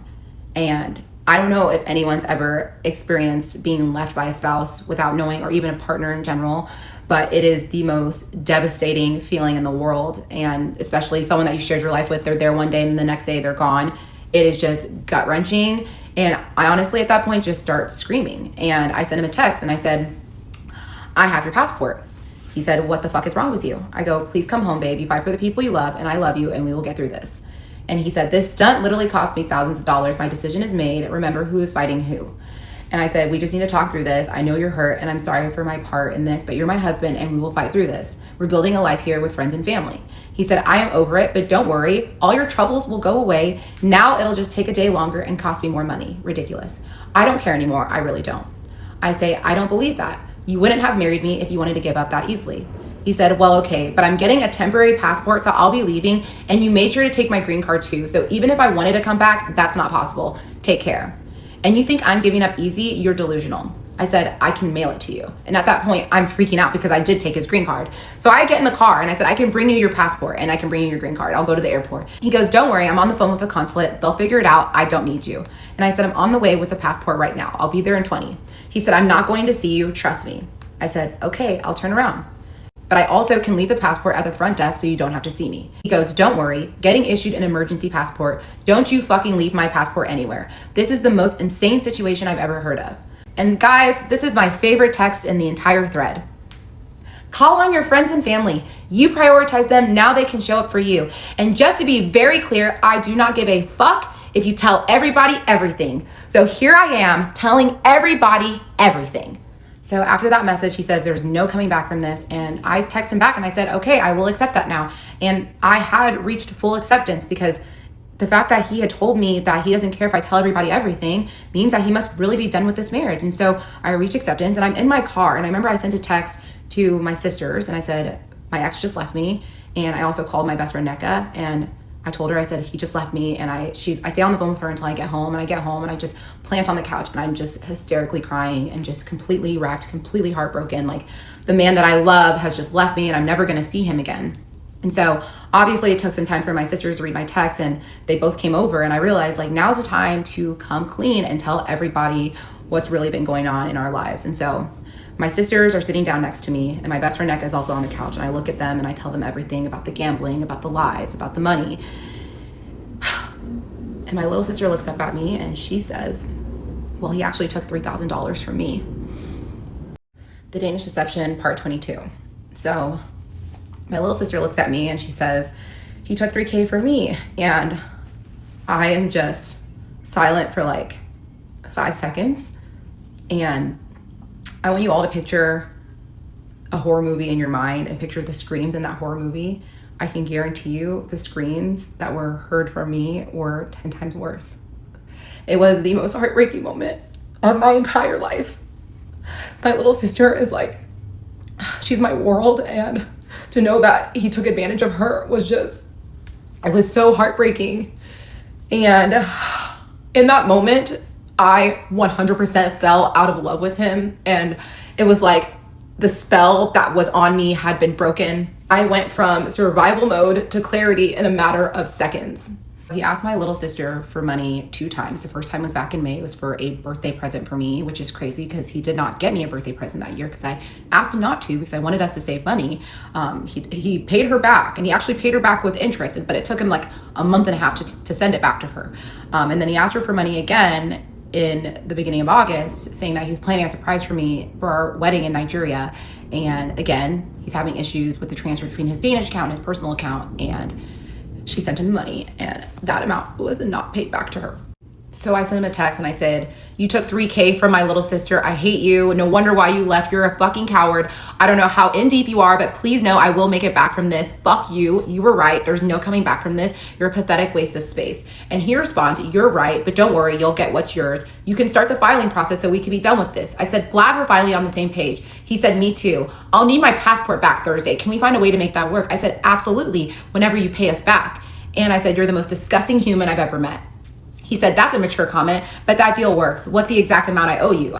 And I said, love how you use the word mature as you flee the state, LMAO. I mean country. I mean continent. He goes, I'm not fleeing, Onyeka. I'm going to make sure you get what's yours. That's all I've been trying to do. You can believe that if you want to or not.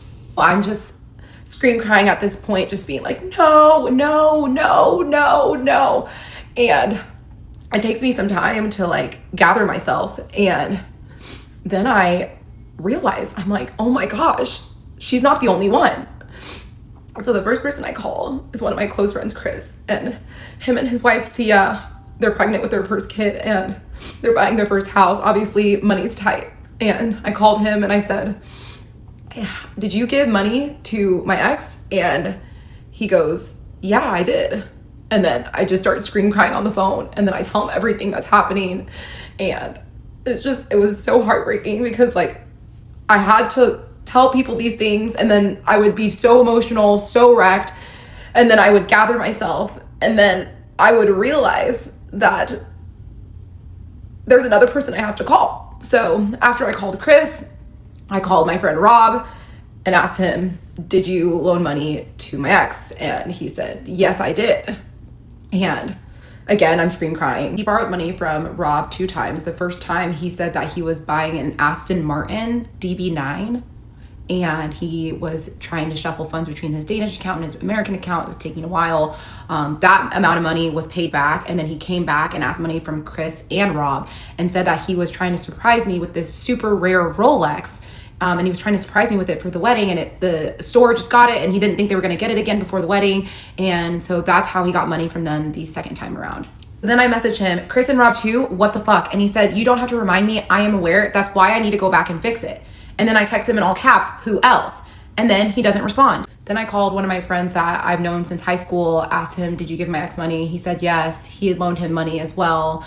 And then I made a call to my cousin, and I asked him, I said, did you loan my ex money? And he said yes. And we are the godparents to his son. And that one was like so heartbreaking because this man trusted us to be godparents to his child, and you did this to him. And he's like a second brother to me, and it broke me completely to know that he could hurt people I loved like this. And I was in total shock at this point. I was so hurt. I was so angry, and I did not know what to do. At that point, I'm like, I need to contact his family right now. So I called his little sister, and it's like 11 p.m. in Denmark, but I did not care. I called her, she answered, and I tell her everything, and I'm hysterically crying, and she's just in shock. And her fiance goes to his mom's house, picks his mom up, brings her to their home, and then they call me again, and now the 3 of them are there, and I tell them everything again, and we're all just crying, like all of us. And I don't even know what to say. And they were like, we knew he had a problem 10 years ago and he went into treatment and he got better. And like, we never knew that he was still doing this. And I was so angry because I felt like I deserved to know this when I met them. Like, I feel like they should have told me this right away. And that's when I started feeling a lot of resentment. I know like it's not fair to put the blame on them because I know they're not responsible for his actions, but I absolutely felt so much resentment towards them at that moment. So then I tell them, I'm like, he's lied about so much stuff. He lied about going to the Olympics. He lied about the home he lived in. And then I thought to myself, the royal title. So I asked them, I go, do you guys have a royal title? And the look on their face, they were horrified, absolutely horrified. The lie that he had told my cousin was that he was buying a Ferrari. And again, he was having issues getting money from his Danish account to his American account, and he needed a short loan.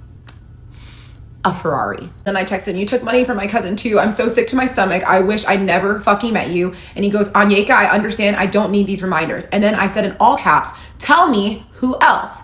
I said, be honest for once in your fucking life so I can finish making these calls and I can heal. And he said, no one is asking you to do that. That's a choice you have made.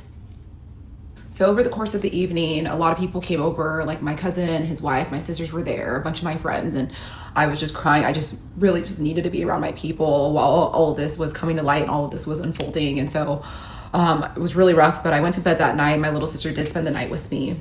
And the next morning I decided I'm gonna go on my Instagram and I'm going to unblock his ex-girlfriend and I'm going to reach out to her. So I unblock her and I send her a message. I go, hi, I've finally seen his true colors. I don't know how to understand the depth of what I'm going through. And she responded almost instantaneously. It was like, Onyeka, my heart goes out to you. I'm so sorry. There were so many times I wanted to reach out to you, but I felt like he was filling your mind with lies and you weren't going to believe anything that I said. And so I told her, I said, you know, don't blame yourself, but like, I'm having a really hard time understanding the depth of what I'm going through. Are you available to have a quick conversation? And she said, absolutely, we can have a conversation. So at that point, I'm obviously experiencing so much darkness. I'm waiting for the ex to call me and I just need to find some light in my life. So I call my cousin's wife and I ask her, can I come over? Can I just spend some time with my godson? And she said, of course. So I go over to her house and I pick him up and I just hold him and I'm just like crying and I'm telling him he's 1 year old, so he doesn't understand what's going on. But I'm just saying, I'm so sorry because like your godfather is an evil, evil monster. And I'm just now finding this out. And I just felt so bad for him that like one day he's going to learn that this man was his godfather at one point. So I'm at my cousin's house waiting for the ex to call me and I just need to just start reaching out to every single person that's ever encountered him. And that was really, really difficult because a lot of these people are also my friends. And so I'm devastating them because everyone loved him. Everyone truly loved him. Everyone trusted him. So I find another friend that he owed $10,000 to. One of my coworkers that I used to work with, she told me that her husband gave him $10,000 too. The lies it was a variety of different lies. One person, he said that he was investing in a plot of land. Another person, he said that he was buying a car. The same lie about how his Danish account, his personal account aren't like, he's having issues transferring money in between. And let me make something very, very clear. Every single person that he took money from, he told them explicitly not to tell me. And it's in text and it's in the receipts. He said, do not tell her, it's a surprise. I'm getting this car as a surprise. I'm getting this watch for her as a surprise. I'm buying this land as a surprise. It was all a surprise to me, which makes me so, so sick. So I'm on my phone. Again, I'm still waiting for the ex to call me. And I look down and I have a text from his older sister. And she said, Onyeka, can you please call me? I want to talk to you. The Danish Deception, part 23. So at this point, I am feeling all the emotions. I'm feeling so much sadness. I'm feeling deep anger. I'm feeling so heartbroken. I'm feeling a little bit of relief because now I know. There's not a question in my mind on who this person is and what he's done. Like I know exactly who he is. But the feeling that was taking over me completely, as you guys can imagine, is shame. I felt so ashamed. I felt like I didn't recognize the person that I had been for the past 3 years. And when you fall out of love with a psycho-narcissist, it's disorienting and empowering at the same time. And it's almost like walking out of a dark room and experiencing sunlight that you never knew ever existed. And that was when I told myself, I've been living in someone else's reality and I want my own back right now. So I pick up the phone, I call his sister, and it's on FaceTime. I'm bawling my eyes out, and she's just apologizing. She's like, I'm so sorry. She said, I felt as though he was living above his means, and this is always a sign that when he's gambling and stealing from people. And I wanted to have a conversation with you, but I didn't know if you were going to believe me. And he had told the whole family that he had told you about his gambling addiction and about everything in his past. And I told her, I said that wasn't the case. And she said, well, yeah, his addiction got really, really bad about 10 years ago. He owed money to some really dangerous people. They actually threw a brick through his parents' window, and they chased his friend through the streets with a knife. And she's a police officer, so she wanted to protect him. So she actually went and met with these like dangerous loan sharks and figured out a payment plan for them. And then my ex got a job in China, and then he moved to Shanghai and didn't pay anyone back. And he owed money to his parents. He owed money to tons of people. I did not know any of this. I just knew he owed money to his best friend at the time, and obviously crypto. So I thought these were like small, not small, it's a large amount of money, but I thought these were isolated incidents. I didn't know that this was a pattern. And she was like, once he moved to China, he was there for like 6 months. And then I started receiving messages from people in China. So he was conning people in China as well. So we are now at 3 continents. We have North America, Europe, and Asia. And I'm just completely mind blown. I said, well, how in the world did it get this bad? And she said, well, he got treatment about 10 years ago. And the specialists and the therapists and the counselors at this facility, they told the family that he had the worst gambling addiction that they had seen in their careers. And his family said nothing to me. So that conversation 100% deepened my anger and resentment towards the family. I've worked through a lot of that in therapy, but I still just cannot understand how this shit was not brought to me. But, then she proceeds to tell me this is why I don't have a relationship with him, because, I have kids now, and I could see he has no desire to change, literally none. And I told her, he said that your family had all this money. She said, that's absolutely not true. We're very average, middle-class family. And I also asked her, I was like, has he ever owned any property in Denmark ever? And she said he has never owned a single piece of property in Denmark in his life. So I get off the phone with his sister, and then his ex is now available. So I call her and she answers, and I say hi, and she's very, very nice. And she just says, I'm so sorry for what you're going through. I know how devastating it is. And she said, do you want to start, or do you want me to start? And I said, I would love to hear about your experience and understand what you went through. And she started it off saying, okay, well, we were together for 7 years. And I was like, 7 years? He told me 4. So the first sentence that she said was already a lie that he told. And she said he stole money from me, he stole money from my parents, he stole money from my friends. And there's actually a colleague of my dad's that he took money from after meeting him one time. He met this man once and was able to get money from him. I was so shook at everything I was hearing. Obviously, it was her dog. That dog was hers. It was never his dog. She also told me that the godson of the plumber was never his godson. So that was also a lie. Obviously, he never invested in that plumbing business. That was all stupid, all lies. And I asked her, I was like, 7 years is a long time. Like, what pushed you to finally leave? She's like, I just realized he wasn't going to change. And, for a while I knew I should have left him, but I felt like I was just in deep sunk cost fallacy. I feel that too. And then I asked her, I was like, when did you guys break up? They broke up on December 23rd of 2022. So do y'all remember that story about his dad being sick in the hospital and him getting in a fight with his sister and the back surgery and all the bullshit? It was all a lie. He was living with her. They broke up. She left him 4 months after we started dating. At this point, guys, I was numb. I couldn't even say this man cheated on me.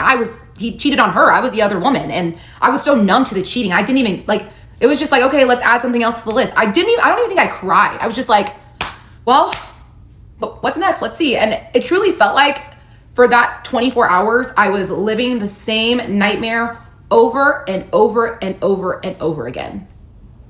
So at that point, I'm like, it is time to fight. And for starters, I need a divorce. So I start looking up divorce attorneys on day 1, and I actually had 2 meetings with the divorce attorneys while all of this was unfolding. So I truly felt like I was fighting for my life. And at the same time, I'm still reaching out to different people that have met him to see if they've given him money. And so I leave my cousin's house, I go back to my house, and I'm with my cousin's wife and my sister and one of my friends.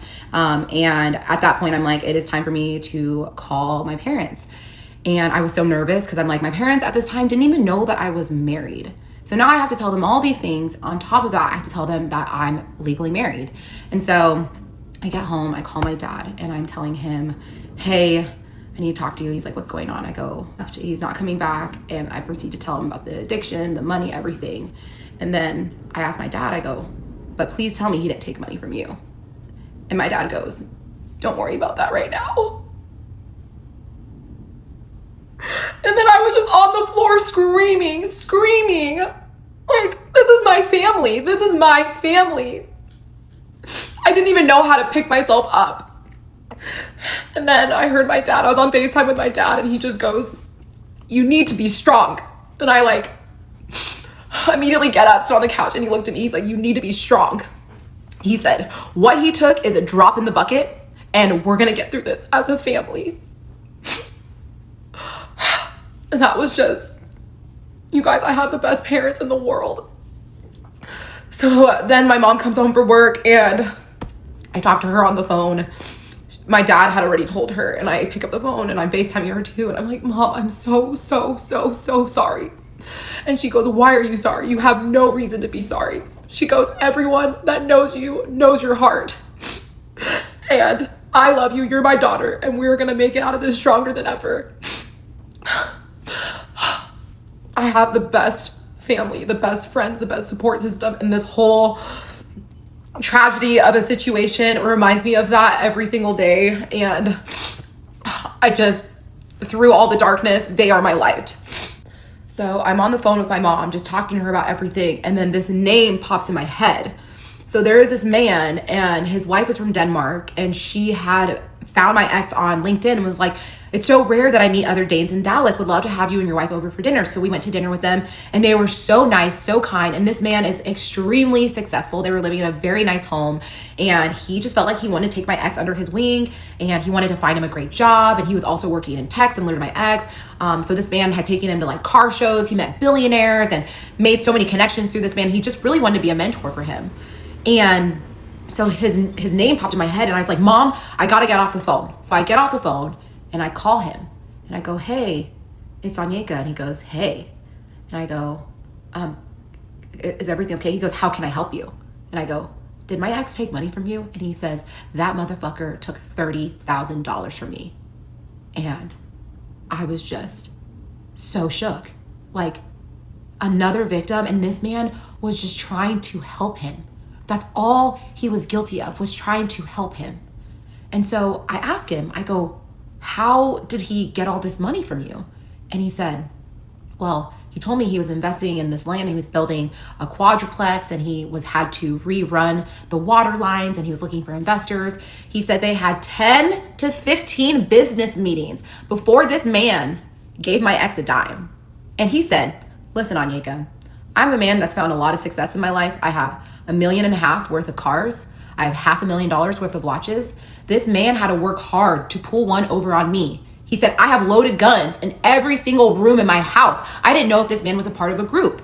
And I asked him, I go, why didn't you bring this up to me? He goes, well, Onyeka, you're Nigerian. Like, that's a scamming capital of the world. I didn't know if you were in on it. And that's when the irony hit me. I'm Nigerian, and I'm a proud Nigerian. I tell people it's my biggest flex. But the country's not perfect. We have our strengths, we have our weaknesses. But one of our weaknesses is that there's a ton of scammers. Versus Denmark, who's considered to be this prestigious, wealthy, happy country. So the fact that a Danish man pulled this over on a Nigerian, or Nigerians collectively, it just blew my mind. And that's when he says, I'm gonna tell you something else that's probably gonna blow your mind. And I said, what is it? The Danish Deception, part 24. So I'm on the phone with his mentor friend, former friend, and he tells me, well, you wanna know what else is gonna blow your mind? And I said, sure, tell me. He goes, I actually filed a lawsuit against him. And I said, you did what? He said, I filed a lawsuit against him, and I served him via courier. And I was like, wait, what? He had filed a lawsuit 3 months prior. And I was just sitting there like, wait, but you got served via courier. Like I was home. Like, I don't know if I was home, and then I remembered a specific day where he walked to the door, received a package, and I asked him, or like an envelope, I asked him, I'm like, what is that? He said it was the incorporation documents for his LLC, which he had just formed the day before. And so I was like, damn, that was fast. He said, oh, I expedited them. No, he was just getting served. On top of that, before the mentor friend would give him any money, he wanted to get some collateral. So my ex, what does he do? He gives him the Rolex watches as collateral, which turn out to be fake. So him taking that $50,000 watch to the village, yeah, he quite literally did not have anything to lose. The absolute worst part was that this man had just lost his job 4 days prior to getting conned, and his wife is sick. Let that sink in for a little bit. So that conversation with the mentor, I feel like that conversation really just shaped me and shaped my mindset. And it was right then when I realized that I need to fight back. So a lot of you are probably wondering, like, why are you putting this story out there? Aren't you embarrassed? Don't you feel shame? Well, yeah, but is it worth me being silent if he can go out and continue to find more and more victims? Do the other victims deserve that? What if someone had done what I'm doing right now? I wouldn't be in this position. So I feel proud of myself that I can sit here and I can share with everyone the details of what happened to me so that we can prevent this from happening to other people. And at the end of the day, silence is abusers' greatest weapon. It's time to take the power back. At that point, I have now cut off all communication with my ex since the day before when I was just going off on him, calling him a coward and a lunatic. And he then proceeds to start sending me messages, begging for me back, telling me how much he loves me, telling me how we can work on our relationship and get back to what we were. And let me just tell you, I have never had my phone blown up to this extent ever in my entire life. You guys want to take a gander?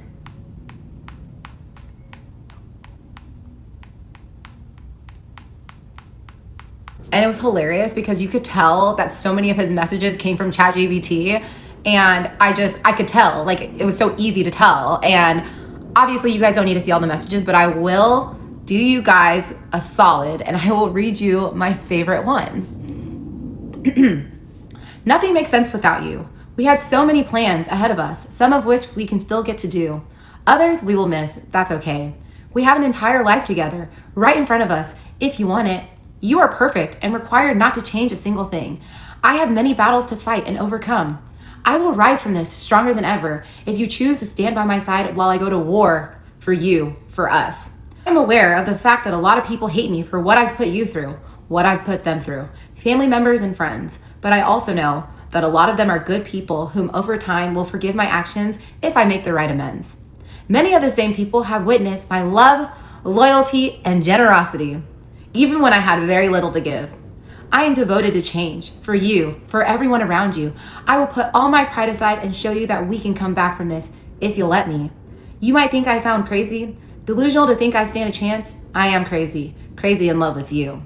I'll go through extreme lengths to show you that. And y'all, he ended every single message with this one part. I love you. I will always love you. With all of my heart, I'll go to the end of the world for you. An actual psychopath. It's funny because I actually put that message in ChatGPT, and ChatGPT was like, this is emotionally manipulative. He's minimizing the emotional and financial damage he's caused by saying that everyone's going to make amends with him. He puts you on a pedestal telling you you're perfect so that you'll feel like you need to fix him. He's saying that he's almost like a hero because he's going to go to war for you. I know I didn't talk to my people, but I should have been talking to ChatGPT because he would have known. He would have talked some sense into me. So I hired a lawyer less than a week after everything went down. He was referred to me by one of my friends. You know who you are. Thank you again. And my lawyer was a wonderful, he was so good. We were able to file the petition, file for divorce. And he said, listen, it might be easier to make this thing just go quickly if we can just get him to sign. And it worked out so well because I live in Texas, which is a separate property state. So my house, which I purchased before I met him, was my home for the taking, and he could not have any piece of it. And I had not put his name on the deed. I was about to, but I didn't. Thank you, God. Obviously, my car was mine. So really, he couldn't take anything from me, which made me very, very happy. So we filed the petition, and I didn't hear from my ex for quite some time. And I'm sitting in a therapy session, and I get a text from him after not hearing from him for about a week.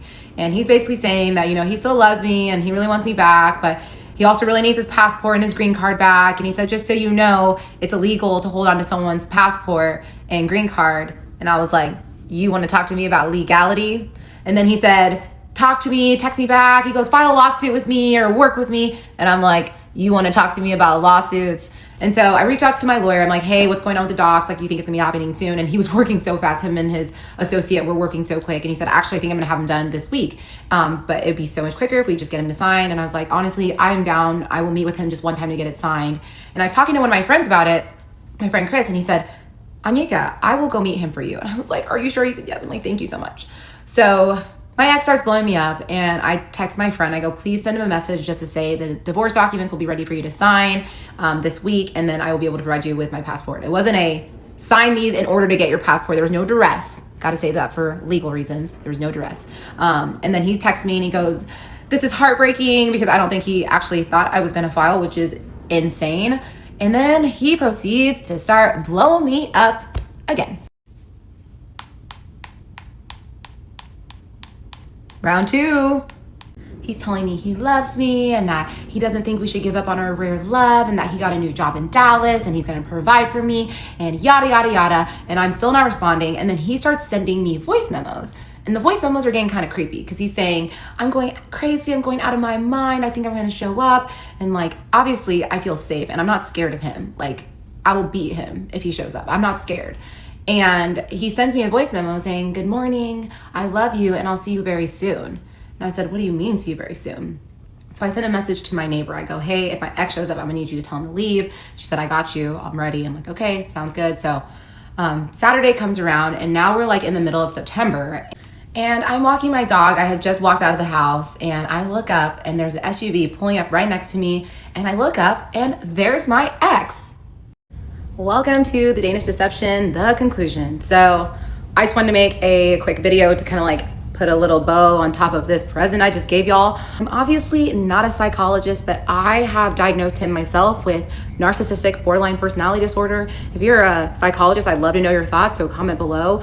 But 100% I think he has that mental disorder in addition to his gambling addiction, which is just a recipe for disaster. I know a lot of you are wondering, how the hell did this man con this many people? And this is what I think. Someone might disagree with me. Number one, his looks. He's a very charming, charismatic man. I've mentioned that multiple times. He's highly, highly, highly intelligent. He knows how to play with people's weaknesses. Like, I think that's why every single person he reached out to, he had different lies. He was a great listener, and it was really easy to connect with him. And because of that, he was able to build so much trust with all of these people. And him being from Denmark didn't help. I feel like that piece was very critical in all of his different cons. I don't know how he conned people in Denmark. I'm sure he had some other way to do it. But yes, I have already received a lot of messages from people saying that my ex also conned them. I actually talked to a girl that dated him while he was with me and his ex. So now there's someone that was added into that mix. I also know that there's a group of people at a company he used to work with, and he conned tens of thousands of dollars from that company, and he actually ended up getting fired.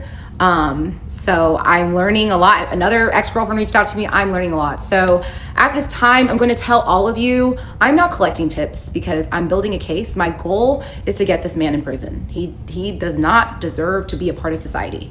And I'm trying to build up as much evidence as I possibly can. I'm not going to name his name. I don't need to. But if you have any tips, or if you've also been a victim of this psychopath, send an email to danishdeceptiontips@gmail.com. Side note, should I share with you guys the tips as I get them? Could that be like a little fun segment? Maybe comment below if that's something you'd be into. And now that concludes the Danish Deception. Thank you and have a great night. I wanted to touch on the reasons why I decided to share my story. Obviously, I did touch on this in the introduction disclaimer video. The first reason being love is a powerful drug. Y'all, I watched Tinder Swindler and I watched Who the Fuck Did I Marry series, and I never thought I would fall victim to something like this. And now that it's happened, I'm deciding to work through it in therapy, give myself grace, give myself compassion. If you also fell victim to something like this, which let me tell you guys, I've already received thousands of messages of other victims. You are not alone, and do not let that shame eat you alive. Number two, I want to protect other people. Y'all, this man was a professional, international criminal con artist, and he will not stop. So I do not want to be complicit in him continuing to hurt other people. And obviously I know that I'm gonna fall under scrutiny, and that's okay, I really don't care, but I'm just happy that I can do my part to protect other people. And I'm not just talking about other women, I'm talking about other women and men, because he got loaned money by lots of friends in the US and in Denmark. And at the end of the day, like, when you trust someone, you want to help them when they're in need. And so I want to protect people from falling victim to this. And it makes me sick. When you love someone and you trust them and they are in need, oftentimes you're going to want to do something in order to help them. I'm happy that I'm able to do my part in preventing this psycho from doing this to other people. And lastly, the third reason, which I did not share with you guys earlier, I wanted to bring awareness to gambling addiction. The thing about gambling addiction is it's very easy to conceal. You can see someone on the street, you will have no idea that they have a gambling addiction. It is truly invisible until it's catastrophic, and is the addiction that can affect the most people, especially if you're dealing with a gambler that's highly intelligent, because they will falsify emails, documents, invoices, websites. Like, it's insane the lengths that they will go to in order to get money from you. I know someone that got conned by my ex, and he produced documents with fingerprints on them. You can't make this up. So I want to bring awareness to it because it can cause so much damage. Again, these are the three main reasons why I decided to share my story, and I'm grateful that I could do my part in just helping other victims to prevent this from happening. And again, if you've gone through something similar, just know you're not alone.